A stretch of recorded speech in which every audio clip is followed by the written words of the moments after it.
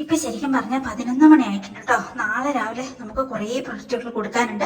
അപ്പൊ ഞാനിപ്പോ കുറേ സ്ലിപ്പ് നോക്കിയിട്ട് കുറെ സാധനങ്ങൾ ഇങ്ങോട്ട് ടേബിളിലേക്ക് കൊണ്ടുവെക്കുവാണ്. ഓരോരുത്തർക്ക് കൊടുക്കാനുള്ള സാധനങ്ങൾ കുറേ ഇങ്ങ് വെക്കുക. നാളെ നമുക്ക് ഷൂട്ട് ചെയ്യാമെന്ന് ഓർക്കാം. അപ്പം ഇത് പിന്നെ എനിക്കിനിയിപ്പോൾ പാക്ക് ചെയ്ത് വെക്കണം. അതിൻ്റെ ബബിൾ പേപ്പർ കൊണ്ട് പാക്ക് ചെയ്തിട്ടൊക്കെ അതിൻ്റെ അരികൊക്കെ ഒട്ടിച്ച് മുകളിലൊക്കെ ഒട്ടിച്ച് അങ്ങനെയൊക്കെ നമുക്ക് വെക്കണം. ഇത് കാട്ടുതേനാണ് കേട്ടോ, അടിപൊളിയാണ്, എല്ലാവരും മേടിക്കുന്നുണ്ട് കേട്ടോ. നാളെ നമുക്ക് കുറേ കൊടുക്കാനുണ്ട്. അപ്പം അങ്ങനെ അപ്പോൾ ബാക്കി പ്രൊഡക്റ്റുകളെല്ലാം ഞാൻ ഈ ടേബിളിലേക്ക് ഇപ്പോൾ കൊണ്ടുവെക്കും. 11 മണിയൊക്കെ ആയിട്ടുണ്ട്. ഇത് പിറ്റേ ദിവസം രാവിലെ ആയിട്ടോ. രാവിലെ എല്ലാ ദിവസവും ഞാൻ മുറ്റത്തോട്ട് നിന്ന് ഇറങ്ങി നോക്കും ഏതൊക്കെ പൂക്കൾ വിരിഞ്ഞു എന്തൊക്കെയാന്ന് കാണാൻ വേണ്ടി.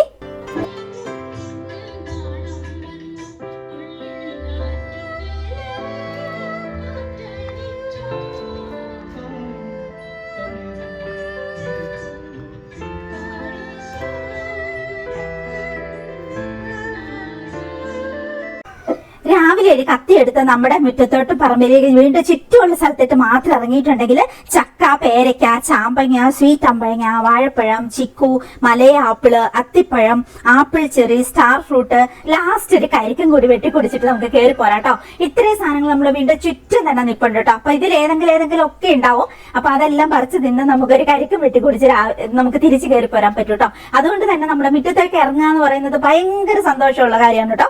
മിക്കപ്പോഴും ഇതുപോലെ കരിക്കിന്റെ തന്നെ 3-4 മരങ്ങൾ നിൽപ്പുണ്ട് കേട്ടോ. അപ്പൊ അതെല്ലാം ഇങ്ങനെ പറിച്ച് കുടിക്കുക എന്ന് പറയുന്നത് ഭയങ്കര സന്തോഷമാണ് കേട്ടോ. എപ്പൊക്കെ ഫ്രീ ടൈം കിട്ടുന്നോ നമ്മൾ നേരെ മുറ്റത്തേക്ക് വരും കേട്ടോ. ഈ മുറ്റത്തോടെ ഇങ്ങനെ നടക്കുമ്പോൾ നമുക്ക് കിട്ടുന്ന ഒരു സന്തോഷം, കാരണം ഇവിടെ ഭയങ്കര പച്ചപ്പാണ്, കൂടെ എന്തുമാത്രം കിളികളാണെന്നറിയോ. അവരുടെ ഒരു ചിലപ്പൊക്കെ കേട്ട് പിന്നെ ഡോഗ്സും ഉണ്ടാവും. നമ്മൾ ഈ മുറ്റത്തോടെ ഇങ്ങനെ നടക്കുമ്പോൾ നമുക്ക് കിട്ടുന്ന ഒരു സന്തോഷം അത് പറഞ്ഞറിയിക്കാൻ പറ്റില്ല. പിന്നെ ഭയങ്കര സൗണ്ടിൽ നമ്മൾ പാട്ട് വെക്കും കേട്ടോ. അപ്പൊ കോമ്പൗണ്ട് വാളുകൊണ്ട് പുറത്തോട്ട് അങ്ങനെ പോകത്തില്ല. പിന്നെ മെയിൻ റോഡൊക്കെയാണ് ഫ്രണ്ടിൽ, അതുകൊണ്ട് അങ്ങനെ ബാക്കിയുള്ളവർക്ക് ശല്യമില്ല. അപ്പൊ നമ്മൾ നല്ല സൗണ്ടിൽ പാട്ട് വെക്കുകയും ചെയ്യും. എന്നിട്ട് നമ്മൾ ഈ മുറ്റത്തോടെ എന്ത് രസമുള്ള ഫീലിങ്സ് ആണ്. എപ്പോഴൊക്കെ നമുക്ക് സമയം കിട്ടുന്നത് നമ്മൾ നേരെ ഈ മുറ്റത്തോട്ട് ഇറങ്ങും കേട്ടോ.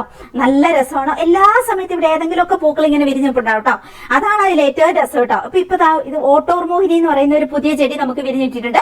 3-4 ഞാൻ പറമ്പിക്കട നട്ടിട്ടുണ്ടായിരുന്നു. മുറ്റത്തിന്റെ അരിയിലൊക്കെ നിറച്ച് ഇത് കുറെ ഉണ്ടായിരുന്നു. അത് ഞാൻ കുറെ വെട്ടിക്കളഞ്ഞു. കാറിന്റെ മുകളിലേക്ക്, കാർ പോകുന്ന പാതയിലേക്ക് വരുന്നുണ്ട്. അപ്പൊ ഇത് ഇന്ന് നമ്മൾ പാക്ക് ചെയ്ത് അയക്കാൻ വേണ്ടിയിട്ടുള്ളത്. അപ്പൊ ഈ വിശേഷങ്ങളൊക്കെ ഞാൻ ഇന്ന് കാണിച്ചു തരാം. എന്തൊക്കെയാണ് പാക്ക് ചെയ്തത്, എങ്ങനെയൊക്കെ ആയിരുന്നു എന്നുള്ളത്. ഇനിയിപ്പോ ഇതിപ്പം പാക്ക് ചെയ്ത് കൊടുത്തു വിടാൻ പോവാണ്. അപ്പൊ അതിനുമുമ്പ് ഞാൻ ജസ്റ്റ് ഷൂട്ട് ചെയ്ത. അപ്പൊ ആ വിശേഷങ്ങളിലേക്കൊക്കെ നമുക്ക് പോകാം. എന്തൊക്കെയാണ്, എങ്ങനെയൊക്കെ ആയിരുന്നു രാവിലെ മുതലുള്ള കാര്യങ്ങള്, അതൊക്കെ ആ വിശേഷങ്ങളൊക്കെ പറഞ്ഞ് നമുക്ക് ഇന്നത്തെ ദിവസം ഒന്നിച്ചങ്ങക്ക് വിടാം. പാക്ക് ചെയ്തിട്ട് നമുക്ക് പോസ്റ്റ് ഓഫീസിലെ UK ഒരു പ്രോഡക്റ്റ് അയക്കാനുണ്ട്. പിന്നെ 1-2 അല്ലാതെ പോസ്റ്റ് ഓഫീസിൽ അയക്കാനുണ്ട്.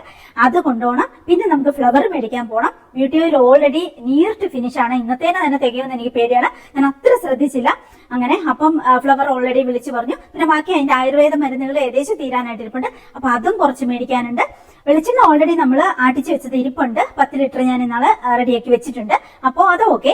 അപ്പൊ ബാക്കി നമുക്ക് ബ്യൂട്ടി ഓയിൽ ഉണ്ടാക്കുന്ന രാത്രിയിൽ പറ്റിയാല് പിന്നെ ബാക്കിയുള്ള കാര്യങ്ങളും ഒക്കെ ചെയ്യണം. അപ്പൊ ഷോപ്പിങ്ങിന് പോകണം. ആ കൂടെ ഞാൻ കുറച്ച് വിശേഷങ്ങളൊക്കെ നിങ്ങളോട് ഷെയർ ചെയ്യാൻ ആഗ്രഹിക്കുന്നുണ്ട്. നിങ്ങൾക്കൊക്കെ ഇങ്ങനെ കഥകൾ കേൾക്കാൻ ഇഷ്ടമായിരിക്കുമല്ലോ. അപ്പൊ അത് റിയൽ ആയിട്ട് സംഭവിച്ച കഥകളാണെങ്കിൽ നല്ല രസമല്ലേ, അങ്ങനത്തെ പഴയ കാര്യങ്ങൾ, ഓരോരുത്തരുടെ അനുഭവങ്ങൾ, കാര്യങ്ങളും ഒക്കെ കേൾക്കാനും.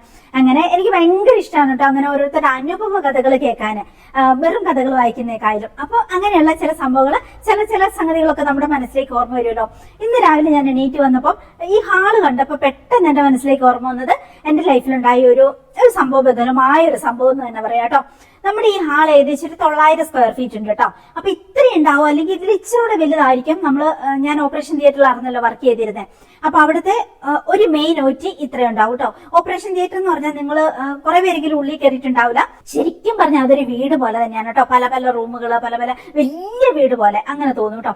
ഒരു വലിയ ഹാള്, പിന്നെ വേറെ കുറെ റൂമുകള്, പിന്നെ ഓപ്പറേഷൻ തിയേറ്റർ, അങ്ങനെയൊക്കെയാണ് അതിന്റെ ഉള്ളിലെ സെറ്റപ്പ്. ശരിക്കും ഒരു വീടിനകത്ത് നമ്മൾ ജീവിക്കുന്ന ഫീൽ തന്നെയാണ് ഓപ്പറേഷൻ തിയേറ്ററിനകത്ത് കയറിയാല്. പിന്നെ അതിന് കുറെ ഓട്ടോക്ലേവ് ചെയ്യുന്ന ഒരു റൂം ഉണ്ടാവും. പിന്നെ അതായത് നമ്മുടെ ഉപകരണങ്ങളൊക്കെ അണുവിമുക്തമാക്കുന്ന ഒരു പ്രൊസീജിയറാണ് ഓട്ടോക്ലേവ് എന്ന് പറയുന്നത്, അതുണ്ടാവും.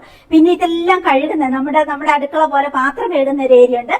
അതായത് നമ്മളെ ഈ ഇൻസ്ട്രുമെന്റുകൾ മുഴുവനും കൊണ്ടുപോയിട്ടിട്ട് ആ മെഷീനിലേക്ക് ഇട്ടിട്ട് നമ്മൾ വാഷ് ചെയ്യണം. വലിയ മെഷീൻ ആയിരിക്കും ആ രീതിയിൽ. പിന്നെ പാക്ക് ചെയ്യുന്ന ഒരു റൂം ഉണ്ടാവും. എല്ലാം പാക്ക് ചെയ്ത് നമ്മൾ സ്റ്റെറിലൈസേഷന് വേണ്ടി കൊടുക്കുന്ന ആ റൂം. അങ്ങനെ കുറെ ഒരു വീടിന്റെ അതേ സെറ്റപ്പ് തന്നെയാണ്, നിറച്ച് റൂമുകളൊക്കെ ആയിട്ട്. അങ്ങനെയാണ് ഓപ്പറേഷൻ തിയേറ്റർ കേട്ടോ. അപ്പൊ ഞാൻ സൗദി അറേബ്യയിലാണ് വർക്ക് ചെയ്തിരുന്നത്. അപ്പൊ ഞാൻ അവിടെ ഒരു 10-16 വർഷം ജോലി ചെയ്തിട്ടുണ്ട്. അതിലധിക സമയം ഞാൻ ഓപ്പറേഷൻ തിയേറ്ററിലായിരുന്നു. പിന്നെ ഞാൻ ഡയാലിസിസ് യൂണിറ്റിലും പിന്നെ അല്ലാതെയും ഒക്കെ എമർജൻസി ഡിപ്പാർട്ട്മെന്റിലും ICUലും ഒക്കെ നിന്നിട്ടുണ്ട്. അങ്ങനെയാണ്. എന്നാലും കൂടുതലായിട്ട് ഞാൻ ഡയാലിസിസിലും ഓപ്പറേഷൻ തിയേറ്ററിൽ വന്നു. എനിക്കധികം ഡ്യൂട്ടി ഉണ്ടായിരുന്നത്. അപ്പം അവിടെ ഉണ്ടായി. അപ്പൊ ഇന്ന് രാവിലെ ഞാൻ എണീറ്റ് വന്ന് ഹാളിലേക്ക് വന്നപ്പോൾ പെട്ടെന്ന് എന്റെ മനസ്സിലേക്ക് ഈ ഒരു കാര്യം ഓർമ്മ വന്നു കേട്ടോ. ആ സംഭവം ഞാൻ നിങ്ങളോട് പറയാം എന്താന്നുള്ളത്. ആ കൂടെ നമുക്ക് പാക്കിംഗ് കൂടി ചെയ്യാം. അപ്പൊ നിങ്ങൾക്കറിയാലോ, സൗദി അറേബ്യ നമ്മുടെ ഈ ഒരു കേരളം വിട്ടു കഴിഞ്ഞിട്ടുണ്ടെങ്കിൽ നിയമങ്ങളൊക്കെ കുറേ കൂടി കർശനമാണ്. ശരിക്കും പറഞ്ഞാൽ ഗൾഫ് രാജ്യങ്ങളിലൊക്കെ ജോലി ചെയ്യുന്നവർക്കറിയാം. പിന്നെ ബാക്കിയുള്ള യൂറോപ്യൻ കൺട്രീസിലെ നിയമങ്ങളും കാര്യങ്ങളും എനിക്ക് അത്ര അറിയത്തില്ല. പക്ഷെ ഗൾഫ് രാജ്യങ്ങളിലൊക്കെ നിയമങ്ങൾ ഭയങ്കര ശക്തമാണ്. അതിൽ തന്നെ സൗദി അറേബ്യ എന്ന് പറയുന്നത് ഭയങ്കരമായിട്ടുള്ള മെഡിക്കൽ ഫീൽഡിലെ നിയമങ്ങളുമായിട്ട് ഇങ്ങനെ കെട്ടുപണഞ്ഞു കിടക്കുന്നതാണ്. ഒരു നിസാര കാര്യം മതി നമുക്ക് ഇൻവെസ്റ്റിഗേഷനായി, പിന്നെ നമ്മുടെ ലീവ് കട്ട് ചെയ്യലായി, ആ ഇൻവെസ്റ്റിഗേഷൻ കംപ്ലീറ്റ് ചെയ്യുന്നത് വരെ നമുക്ക് വെക്കേഷൻ നാട്ടിൽ പോകാൻ പറ്റത്തില്ല. എന്ന് പറയുന്നത് ഭയങ്കര കഠിനമായ പണിഷ്മെന്റ് ആണ്. അങ്ങനെയൊക്കെയാണ്. കണ്ണീരുമായിട്ട് ജീവിക്കുന്ന കുറെ സ്റ്റാഫുകൾ അവിടെയുണ്ട്. പണിഷ് ചെയ്യപ്പെട്ടിട്ട്. അപ്പൊ നിങ്ങൾക്ക് അറിയാലോ, ഇപ്പം ഒരു ഉദാഹരണം പറയാം കേട്ടോ. ഇപ്പം ഓപ്പറേഷൻ തിയേറ്റർ എന്നൊക്കെ പറയുമ്പോൾ നിറയെ നാർക്കോട്ടിക് ആയിരിക്കുമല്ലോ. അപ്പം അതിന് 2 കീ ഉണ്ടാവും. അതിൽ ഒരു കീ എന്ന് പറയുന്നത് അനസ്തെറ്റിസ്റ്റിന്റെ കയ്യിലായിരിക്കും. ഒരു ഹെഡ് ഉണ്ടാവും. അപ്പൊ ആ ഒരു ഓവറിന്റെ ഹെഡ് ആയിട്ടുള്ള അനസ്തെറ്റിസ്റ്റിന്റെ കയ്യിലായിരിക്കും ഒരു കീ. പിന്നെ ഒരു കീ ബാലൻസ് ഉള്ളത് നമ്മളുടെ അടുത്തായിരിക്കും. അതായത് അവിടുത്തെ ഇൻചാർജ് ആയിട്ടുള്ള സ്റ്റാഫിന്റെ അടുത്തായിരിക്കും. അങ്ങനെ നോക്കുമ്പോൾ ആ കീ എന്റെ അടുത്താ. അപ്പൊ നമുക്കതെന്ന് പറഞ്ഞിട്ടുണ്ടെങ്കിൽ ഭയങ്കര സ്ട്രെസ്സാണ്. ഈ നാർക്കോട്ടിക്കിന്റെ കീ കൈവെക്കുക എന്ന് പറയുന്നത് അതിൽ പരം ഒരു സ്ട്രെസ് വേറെ ഇല്ല. കാരണം നമ്മുടെ ലൈഫാണ് ആ ഒരു കീയിൽ തൂങ്ങിയിട്ട് കിടക്കുന്നതെന്ന് പറയാം. അതുപോലെയാണ് അറിയാലോ. പിന്നെ നമ്മുടെ ഓപ്പറേഷൻ തിയേറ്ററിൽ നിന്നാണ് പെട്ടെന്ന് ബാക്കിയുള്ള ഡിപ്പാർട്ട്മെന്റിലേക്കൊക്കെ നാർക്കോട്ടിക് ആവശ്യം വന്നിട്ടുണ്ടെങ്കിൽ ICUലൊക്കെ കുറച്ചുണ്ടാവും, എമർജൻസി ഡിപ്പാർട്ട്മെന്റിൽ കുറച്ചുണ്ടാവും. എന്നാലും മെയിൻ ആയിട്ടുള്ള സംഗതികളൊക്കെ അവർക്ക് ആവശ്യം വന്നിട്ടുണ്ടെങ്കിൽ അവർ ഉടനെ നമ്മളെ വിളിക്കുകയാണ് ചെയ്യുന്നത്. നമ്മളിപ്പോ ഹോസ്റ്റലാണെങ്കിൽ പോലും നമുക്ക് അങ്ങോട്ടേക്ക് കോൾ വരും, ഇന്ന നാർക്കോട്ടിക് വേണം, പെട്ടെന്ന് വരണം എന്ന് പറഞ്ഞു. അപ്പൊ നമ്മൾ പോയിട്ട് എടുത്തു കൊടുക്കുകയാണ് ചെയ്യേണ്ടത്. അങ്ങനെ അപ്പം ആ ഒരു കൊടുക്കുന്നത്, എടുക്കുന്നത്, അതിന്റെ കണക്ക്, അത് തിരിച്ച് റീപ്ലേസ് ചെയ്യേണ്ടത്, ഇതൊക്കെ ഭയങ്കരമായ പേപ്പർ വർക്കും കാര്യങ്ങളുമാണ്. നമ്മുടെ ജീവിതാക്കിയേലാന്ന് പറയാം. അതുപോലെ തന്നെ നാർക്കോട്ടിക് എന്ന് പറഞ്ഞിട്ടുണ്ടെങ്കിൽ അവിടെ ഏറ്റവും പ്രശ്നമുള്ള, ഏറ്റവും പിന്നെ ലോ ആൻഡ് ഓർഡറിന്റെ അണ്ടറിൽ കിടക്കുന്ന സാധനമാണ് നാർക്കോട്ടിക് എന്ന് പറയുന്നത്. അപ്പം ചിലപ്പം നമ്മൾ കൊടുത്തു, നാർക്കോട്ടിക് കൊടുത്തു. ഇപ്പം ഡെലിവറി റൂമിലൊക്കെ നാർക്കോട്ടിക്കിന്റെ ആവശ്യം വരുന്നുണ്ട്. അപ്പം അങ്ങനെ കൊടുത്തു കഴിയുമ്പോൾ ചിലപ്പം ഭയങ്കര തിരക്കിന്റെ ഇടയ്ക്കായിരിക്കും. ലേബർ റൂമിൽ ഒരു കാര്യം പറയാം, 4, 5, 6 പേഷ്യന്റ് അറ്റേ ടൈം ലേബറിൽ കിടക്കുമായിരിക്കും. അപ്പം അതിന്റെ ടെൻഷൻ, പ്രശ്നങ്ങള്, എന്തെങ്കിലും ഒരു പ്രശ്നം വന്നിട്ടുണ്ടെങ്കിൽ അതിന്റെ പുറകിലുള്ള നൂലാമാലകള്, അതിന്റെ കൂടെ പേപ്പർ വർക്ക് എന്ന് പറഞ്ഞിട്ടുണ്ടെങ്കിൽ എല്ലാം നമ്മൾ കമ്പ്യൂട്ടറൈസ്ഡ് ആണ്. ഓക്കെ, കമ്പ്യൂട്ടറിൽ കുത്തിക്കയറ്റണം. ആ കൂടെ നമ്മളെല്ലാം നമ്മളെ ഫയലിലേക്കും അതുപോലെ തന്നെ നമ്മൾ എഴുതണം. അതാണ് അവിടുത്തെ ഒരു രീതി. ഫയലും വേണം, കമ്പ്യൂട്ടറും വേണം. അങ്ങനെയാണ്. പിന്നെ മാനുവലി നമ്മളെല്ലാം ഓർത്തും വെക്കണം. ഇത്രയും കാര്യങ്ങളാണ് അറ്റേ ടൈം ഓരോ സ്റ്റാഫിന്റെയും തലയിൽക്കൂടെ ഓടുന്ന കാര്യം. ഇപ്പൊ ലേബർ റൂമിലൊക്കെ അപ്പൊ അതിന്റെ ഇടയ്ക്ക് നമ്മൾ ഡ്രഗൊക്കെ എടുക്കുമ്പോൾ ചിലപ്പോൾ കയ്യിൽ നിന്നൊക്കെ ഒന്ന് വീണ് പോവോ, അല്ലെങ്കിൽ നമ്മൾ വലിച്ചെടുക്കുമ്പോൾ സിറിഞ്ചിൽ ഓരോ ML പ്രധാനമാണ് നാർക്കോട്ടിക്. അപ്പൊ ചിലപ്പം ബാലൻസ് ചിലപ്പോൾ അതിൽ കുറച്ച് കുറഞ്ഞു പോയി കാണും സിറിഞ്ചിൽ നമുക്ക് എടുക്കുമ്പം. അങ്ങനെ അതെല്ലാം ഭയങ്കരമായ പ്രശ്നമാവും. പിന്നെ അതിന്റെ തെളിവെടുപ്പായി, പണിഷ്മെന്റ് ആയി, അത്രയും വർഷം, ചിലപ്പോൾ 4, 5, 6 വർഷം നമുക്ക് നാട്ടിൽ പോകാൻ പറ്റത്തില്ല. വെക്കേഷൻ കട്ട് ചെയ്യും അവർക്ക്. അത് സോൾവ് ആവുന്നവരെ നമുക്ക് ഇതാണ്. പിന്നെ അതിന്റെ സോൾവ് എന്ന് പറയുന്നത് തന്നെ ഭയങ്കരമായ പണിഷ്മെന്റ് ആണ്. അതായത് പൈസ പേ ചെയ്യണം, തിരിച്ച് പൈസ പേ ചെയ്യണം, അങ്ങനെയൊക്കെ. അപ്പം ഒരു സ്റ്റാഫ്, ഇപ്പൊ ഒരു ഉദാഹരണം പറയാട്ടോ. ഒരു ലേബർ പെയിനില് ഒരു ലേഡി, അപ്പം അവര് ഡോക്ടറെ വിളിക്കാന് കുറച്ച് വൈകിപ്പോയി എന്നുള്ള റീസണില് അവർ കേസ് കൊടുത്തു.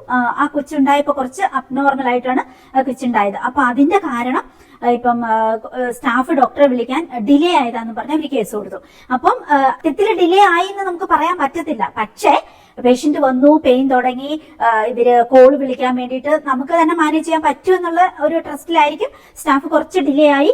ബാക്കി ലേബർ നടന്നുകൊണ്ടിരിക്കും, ഒത്തിരി ലേബറും കാര്യങ്ങളും. അപ്പൊ ഡിലേ, അപ്പൊ ഡോക്ടർക്ക് കോള് പോയതും കുറച്ച് താമസിച്ച് ഡോക്ടർ വന്നതും അതെല്ലാം കൂടി, അപ്പൊ എല്ലാം കൂടി ആയിട്ട് ഈ ഒരു സ്റ്റാഫിന്റെ തലയിലായി അതിന്റെ പണിഷ്മെന്റ്.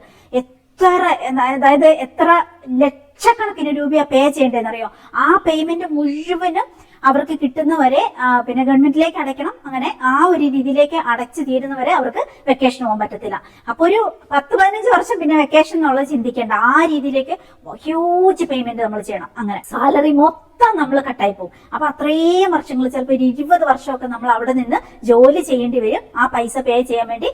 ഒരു നോർമൽ പണിഷ്മെന്റ് ആണ് കേട്ടോ ഇത്. പിന്നെ അത്രയും കാലം നമുക്ക് നാട്ടിൽ പോകാനും പറ്റത്തില്ല. അപ്പോഴത്തേ നമ്മുടെ ജീവിതം തീരെ ഏകദേശം. അപ്പൊ നിങ്ങളൊന്ന് ആലോചിച്ച് നോക്കിയാൽ ഓരോ ദിവസവും നമ്മൾ ജോലി ചെയ്യുന്നതിന്റെ ഒരു സ്ട്രെസ്സും ടെൻഷനും, അപ്പൊ ഇത്രയും നാർക്കോട്ടിക്കുമായിട്ട് നമ്മൾ പിന്നെ സൂക്ഷിക്കേണ്ട നമ്മുടെ അവസ്ഥ, അങ്ങനെയൊക്കെ, അത് ഭയങ്കര സ്ട്രെസ്സാണ് നമുക്ക് ശരിക്കും പറഞ്ഞിട്ടുണ്ടെങ്കിൽ കേട്ടോ.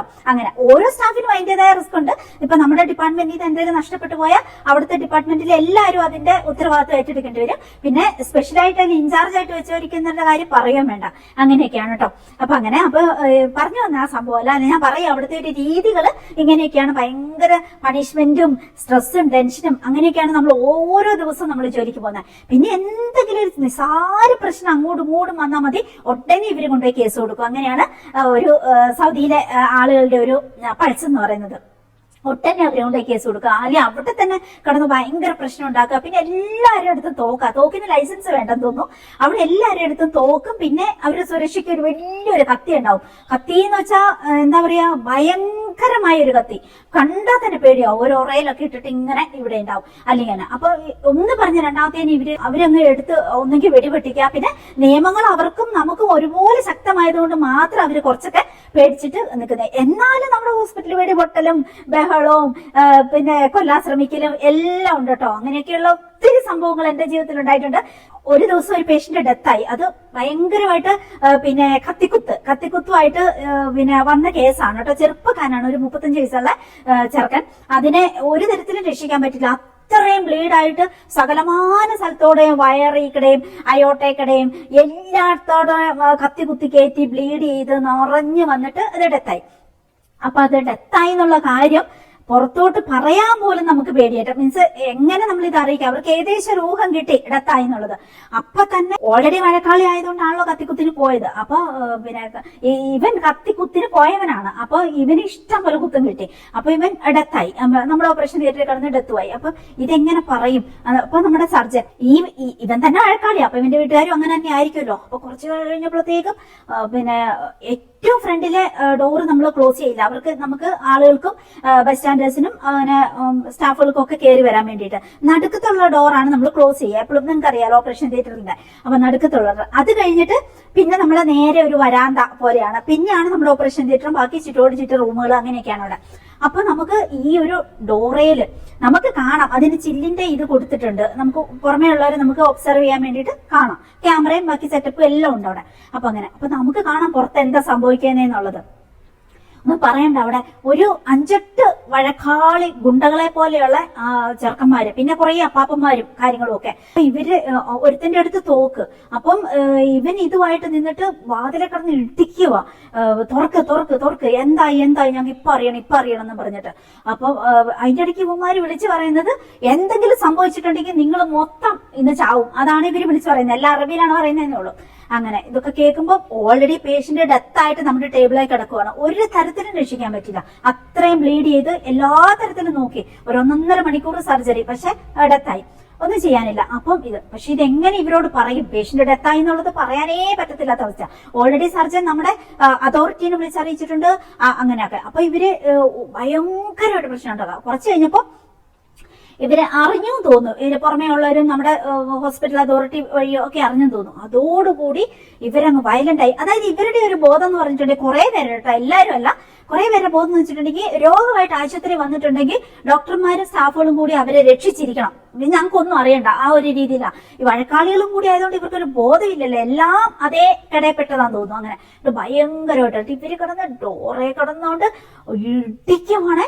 ഇപ്പം മുഴുവൻ വിളിച്ചു പറയുന്നുണ്ട്, ഞങ്ങള് കൊല്ലും എല്ലാവരും, ഞങ്ങളുടെ സഹോദരൻ മരിച്ചെങ്കിൽ നിങ്ങൾ എല്ലാവരും മൗത്ത്, നിങ്ങൾ എല്ലാവരും ഇന്ന് മരിക്കണം. അതാണ് ഇവര് പറഞ്ഞുകൊണ്ടിരിക്കുന്നത്. എന്നിട്ട് ഭയങ്കരമായിട്ട് ഡോറെ കിടന്നിട്ട് തോക്കാണ് കയ്യില്. എന്നിട്ട് ഡോറെ കിടന്നുകൊണ്ട് ബഹളം വെക്കും, ഇടിച്ചത് തകർക്കും. അപ്പൊ കുറെ ഇടിച്ചിട്ട് അപ്പഴേ നമ്മുടെ സർജനും ബാക്കിയുള്ള നമ്മുടെ അനസ്തറ്റിസ്റ്റ് എല്ലാവരും കൂടി അതോറിറ്റിനെ വിളിച്ചു, അതോറിറ്റി പോലീസിനെ വിളിച്ചിട്ടുണ്ട്, എല്ലാം ഉണ്ട്. പക്ഷെ ആ പോലീസൊക്കെ വരുന്നതിനൊരു സമയമുണ്ടല്ലോ, ആ സമയത്തിനുള്ളിൽ എന്ത് സംഭവിക്കാം. എന്നിട്ട് ഈ ഡോർ അവസാനം ഇങ്ങനെ കിടന്ന് എന്താ പറയാ ഓരോ വട്ടം ചവിട്ടുന്നു, തൊഴിക്കുന്നു, തോക്ക് വെച്ച് കുത്തുന്നു, അതിന്റെ ഒക്കെ ഇടയ്ക്കോടെ. അപ്പൊ എല്ലാവരും ഇപ്പൊ കൊച്ചിയിൽ അത്യാവശ്യം ആൾക്കാരുണ്ട്. ഞാന് സ്മിത എന്ന് പറഞ്ഞ എന്റെ കൂടെയുള്ള കൊച്ച്, സൽമ എന്ന് പറഞ്ഞ ഞങ്ങളുടെ പിന്നെ അനസ്തറ്റിസ്റ്റിന്റെ അസിസ്റ്റന്റ് ആയിട്ടുള്ള കുട്ടി, ഇത്രയും പേരും ആണ്. ഞങ്ങള് 3 പെണ്ണുങ്ങളാണ് ഉള്ളത്. ബാക്കിയുള്ളതെല്ലാം കുറച്ച് ആമ്പിള്ളേരുണ്ട്, സൗദി ആമ്പിള്ളേര്, നമ്മുടെ അസിസ്റ്റന്റ് ആയിട്ടുള്ള ആമ്പിള്ളേരുണ്ട്. പിന്നെ ഉള്ളത് പിന്നെ ഡോക്ടേഴ്സ് ആണ്, അനസ്തറ്റിസ്റ്റ് ആണ്. അങ്ങനെ അപ്പം ഇവരെല്ലാരും ഉണ്ട് ഉള്ളില്. എന്നിട്ട് ഇവരെല്ലാരും കൂടി അവിടെ ഒരു റൂമിലായിട്ട് ഇങ്ങനെ എല്ലാവർക്കും ടെൻഷനും. ഈ സിറ്റുവേഷൻ ഒന്ന് ഹാൻഡിൽ ചെയ്ത് ഇവരൊന്ന് സമാധാനമായിട്ട് നമുക്കൊന്നും ചെയ്യാൻ പറ്റില്ല. നമുക്ക് ചെയ്യാൻ പറ്റുന്നതിന് മാക്സിമം നമ്മൾ ചെയ്തു. എന്നിട്ട് എത്താവുന്ന നമ്മുടെ കുഴപ്പമല്ലല്ലോ. അങ്ങനെ പക്ഷെ ഇത് ഈ ബോധമില്ലാത്തവന്മാരെ പറഞ്ഞ് മനസ്സിലാക്കാൻ എങ്ങനെ പറ്റും? അങ്ങനെയാണ്. എന്നിട്ട് പിന്നെ ഭയങ്കര അപ്പൊ നമ്മുടെ ഒരു അവസ്ഥ ഒന്ന് ആലോചിച്ച് നോക്കണം കേട്ടോ. ഇത്രയും നേരം നിന്ന് കേസും കഴിഞ്ഞു, എല്ലാം കഴിഞ്ഞിട്ട് പിന്നെ ഇത് കഴിഞ്ഞിട്ട് ഈ സ്ട്രെസ്സും ടെൻഷനും കൂടി. കേസിന്റെ ഇടയ്ക്കുള്ള ടെൻഷൻ വേറെ, ഇനി അതിന്റെ അടുത്തുള്ള പേപ്പർ വർക്കുകൾ കാര്യങ്ങളും വേറെ. അതിന്റെ കൂടിയാണ് ഇവന്മാരി വാതിൽ തല്ലി തുറന്നിട്ട് തോക്കും കൊണ്ട് നമ്മളെ വെടിവെച്ച് കൊല്ലാൻ വേണ്ടി മുമ്പിൽ നിൽക്കുന്നത്. അപ്പൊ അവസാനം ഡോർ ഇങ്ങനെ കിടന്ന് ഇളകുന്നത് നമുക്ക് കാണാം കേട്ടോ. അപ്പൊ നമുക്ക് ഉറപ്പായി നമ്മളിപ്പം മരിക്കും, നമ്മളിപ്പൊ കൊല്ലും എന്നുള്ളത്. എന്നിട്ട് ഞങ്ങൾ 3 പേരും കൂടി ഓടി, നമുക്കൊരു ചേഞ്ചിങ് റൂം ഉണ്ട്, ഡ്രസ്സൊക്കെ ചേഞ്ച് ചെയ്ത് ആ റൂമിൽ കയറി. അതിനൊരു ഡോറുണ്ട്. ആ ഡോറിന്റെ പുറത്തോടെ നമുക്ക് കേൾക്കാം ഈ ബഹളം മുഴുവനും. അപ്പൊ മെയിൻ ഡോർ പൊളിക്കാൻ പറ്റുമെങ്കിൽ പിന്നെ ഈ കുഞ്ഞു ഡോറാണ് പൊളിക്കാൻ പറ്റാത്തത്. അത് വെറും ഒരു ചെറിയൊരു പിന്നെ എന്താ പറയാ സാക്ഷിയിൽ നിൽക്കുന്നത്. അങ്ങനെ എന്നിട്ട് അപ്പൊ ഞാൻ ഓർക്കണം, അന്നത്തെ ദിവസം ഞാൻ എന്റെ ജീവിതത്തിൽ ഏറ്റവും കൂടുതൽ പേടിച്ചു പോയിട്ടുള്ളതെന്ന് എനിക്ക് തോന്നാൻ. അപ്പൊ നമ്മുടെ ഹാർട്ട് ബീറ്റ് നമുക്ക് തന്നെ ഇങ്ങനെ ഹൃദയം ഇങ്ങനെ പടച്ച് ഹൃദയം ഇപ്പൊ പുറത്തോട്ട് വരുമെന്ന് തോന്നുന്നു കേട്ടോ. അത്രയും വോയിസിലാണ് നമുക്ക് ഈ ടക്കത്ത സൗണ്ട് നമുക്ക് ശരിക്കും പുറമേ കേൾക്കാം. അത്രയും പേടിച്ച് പറിച്ച് അതേപോലെ എത്ര സമയം ആ ഒരു സിറ്റുവേഷനിൽ പോയെന്നറിയോ, വിറച്ച് പേടിച്ചിട്ട്. അപ്പൊ ഞങ്ങളുടെ പ്രാർത്ഥന അപ്പൊ അതിന്റെ ഇടയ്ക്ക് എന്താണെന്നറിയോ, ഈ സമയത്ത് ഒരു സിസേറിയനുള്ള പേഷ്യന്റ് ക്രിട്ടിക്കൽ ആയിട്ടുണ്ടെങ്കിൽ നമ്മൾ ഈ ഡോറ് തുറക്കണം, അല്ലാതെ രക്ഷയില്ല. പേഷ്യന്റ് റിസീവ് ചെയ്യണം, നമ്മൾ സിസേറിയൻ നടക്കണം. അപ്പൊ ഒന്ന് ആലോചിച്ച് നോക്കിയാൽ ഇതിന്റെ ഇടയ്ക്കോടെ ആ ഡോറ് തുറക്കേണ്ടി വന്നിട്ടുണ്ടെങ്കിൽ ഇവന്മാരെ ആരെങ്കിലും ഒക്കെ പോലീസ് വരണം, പിന്നെ അതോറിറ്റിയിലെ ആൾക്കാർ വരണം, എല്ലാരും കൂടി ഓടിക്കൂടി ഇവരെ പറഞ്ഞ് സമാധാനിപ്പിച്ചത് നമ്മുടെ കയ്യിലെ തെറ്റല്ല എന്ന് പറഞ്ഞ് ബോധ്യപ്പെടുത്തി ഇവരെ ഒന്ന് സമാധാനമാക്കി ഇവരെ ഈ സിറ്റുവേഷനിൽ നിന്ന് മാറ്റണം. ഈ ഡെഡ് ബോഡി നമ്മൾ നേരെ മോർച്ചറിയിലേക്ക് എങ്ങോട്ടെങ്കിലും മാറ്റണം, അല്ലെങ്കിൽ അതിന്റേതായ പ്രൊസീജിയറിന് വേണ്ടി വിട്ടുകൊടുക്കണം. എങ്ങനെയായാലും ഓപ്പറേഷൻ തിയേറ്ററിൽ നിന്ന് ഈ ഡെഡ് ബോഡി മാറ്റി ഇവന്മാരെ ഇവിടുന്ന് ഒഴിവാക്കുന്നവരെ നമ്മള് സമാധാനത്തിൽ നമുക്ക് നിൽക്കാൻ പറ്റത്തില്ല, ഒരു സമാധാനം നമുക്ക് കിട്ടത്തില്ല. അങ്ങനെയാണ് ഇവന്മാരുടെ സ്വഭാവം അനുസരിച്ച്. ആദ്യം ഒരു ഭയങ്കര ബഹളം, അത് കഴിഞ്ഞ് പിന്നെ അങ്ങ് ശാന്തമാകും, എല്ലാരും കൂടി പറഞ്ഞ് ഓക്കെ. പക്ഷെ ആ ബഹളത്തിന്റെ ഇടയ്ക്ക് ഇവന്മാർക്ക് തോന്നും പോലും ഇവന്മാർ ചെയ്തു തരും. വെടിവെക്കണമെങ്കിൽ വെടിവെക്കും, ചവിട്ടിക്കൊല്ലണമെങ്കിൽ ചവിട്ടിക്കൊല്ലും, കത്തിയെടുത്ത് കുത്തണമെങ്കിൽ കുത്തിക്കൊല്ലും, ഇനി അവിടെ മുഴുവൻ അടിച്ച് തകർക്കും. ഇതൊക്കെ സാധാരണ സംഭവങ്ങളാണ് നമ്മുടെ ഹോസ്പിറ്റലിൽ. പറയാൻ കാരണമുണ്ട്, നമ്മുടെ സൗദി അറേബ്യയിലെ ഏറ്റവും നാശം പിടിച്ച സ്ഥലം എന്ന് പറയാം. അങ്ങനത്തെ ബതുക്കൾ എന്ന് പറയും, അതായത് ഭയങ്കരമായിട്ട് ക്രൂരന്മാരായ ആളുകൾ താമസിക്കുന്ന ഒരു ഏരിയ ഉണ്ട്. അതാണ് റാണിയ എന്ന് പറയുന്നത്. ഏറ്റവും വലിയ ഭാഗ്യം എന്ന് പറഞ്ഞാൽ എനിക്ക് അവിടെയാണ് ഡ്യൂട്ടി കിട്ടിയത്. അപ്പൊ ഈ 16 വർഷം ഞാൻ അവിടെയാണ് ജോലി ചെയ്തത്. അപ്പൊ റാണിയാന്ന് കേൾക്കുമ്പോൾ തന്നെ എല്ലാവർക്കും പേടിയുള്ള ഒരു ഏരിയ ആണ് കേട്ടോ സൗദി അറേബ്യയിൽ. അയ്യോ റാണിയയിലാണോ, അയ്യോ സഹതാപത്തോടെ പിന്നെ എല്ലാവരും നമ്മളെ നോക്കുള്ളൂ. കാരണം ഏറ്റവും പ്രശ്നങ്ങൾ നടക്കുന്ന, ഏറ്റവും ക്രൂരന്മാരായ ആളുകളുള്ള സ്ഥലമാണ്. അവിടെയാണ് ഈ സംഭവങ്ങളൊക്കെ. അപ്പൊ ബാക്കിയുള്ള ഹോസ്പിറ്റലൊന്നും ഇത്രയും പ്രശ്നങ്ങൾ ഉണ്ടാവില്ല. വലിയ വലിയ ടൗണിലേക്കുള്ള, വലിയ വലിയ സിറ്റിയിലേക്കുള്ള ഹോസ്പിറ്റലൊന്നും ഈ രീതി ആയിരിക്കത്തില്ല. കാരണം കുറെ കൂടി അവിടെ എഡ്യൂക്കേറ്റഡ് ആയിട്ടുള്ള ആളുകളും കാര്യങ്ങളും അവിടുത്തെ മാനേജ്മെന്റും ഒക്കെ ആ ഒരു രീതിയിലായിരിക്കും. ഇവിടെ എന്ന് വെച്ചാൽ ഒന്നാമതൊരു കുത്ത് കഴിഞ്ഞ് കിടക്കുന്ന ഒരു ഏരിയ, ആ കൂടെ അതുപോലെയുള്ള എല്ലാവർക്കും എല്ലാവരെയും പേടിയാണ്. ആ രീതിയിലാണ്. ഈവൻ അതോറിറ്റിക്ക് പോലും ഈ ഇതുപോലെയുള്ള വയലന്റ് ആയിട്ട് നിൽക്കുന്ന ഈ ഇങ്ങനെയുള്ള ഇത്രയും ക്രൂരനായിട്ടുള്ള അവരെ കുറെ പേടിയാന്ന് പറയാം. അവരുടെ സുരക്ഷ നോക്കിയിട്ടൊക്കെ തന്നെ നിൽക്കത്തുള്ളൂ. ആ രീതിയിലാണ്. അപ്പൊ ആ സിറ്റുവേഷൻ അത്രയും നേരം ഹാൻഡിൽ ചെയ്യാന്ന് പറയുന്നത് ഭയങ്കരമായി സ്ട്രെസ്സാ. നമ്മുടെ ഹൃദയം ഇങ്ങനെ പുറത്തു വന്നിട്ട് പമ്പ് ചെയ്യുന്നതെന്ന് തോന്നുന്നു. അത്രയും പേടിച്ച് പറിച്ച് അവസാനം പോലീസ് വന്നു, കുറച്ചൊക്കെ ശാന്തമായി ആ ഒരു രീതിയിൽ. അപ്പോഴും ഞാൻ ഒബ്സർവ് ചെയ്തൊരു കാര്യമാണ് കേട്ടോ, ഈ ഡോക്ടർ, ഈ സർജൻ എന്ന് പറയുന്നത് എന്ത് കൂളായിട്ടാ പുള്ളി ഇരിക്കുന്നതെന്നറിയോ. മനസ്സിൽ ടെൻഷൻ ഉണ്ടാവും, പക്ഷെ പുള്ളി കൂളാ. കാരണം പുള്ളിന്റെ കയ്യിൽ 100% ഇത്രയും ശ്രമിച്ചു. 2-2.5 മണിക്കൂർ നമ്മൾ ശ്രമിച്ചു ആ പേഷ്യന്റിനെ ജീവനോടെ രക്ഷിക്കാൻ വേണ്ടി. പക്ഷെ നമുക്കൊന്നും ചെയ്യാൻ പറ്റില്ല.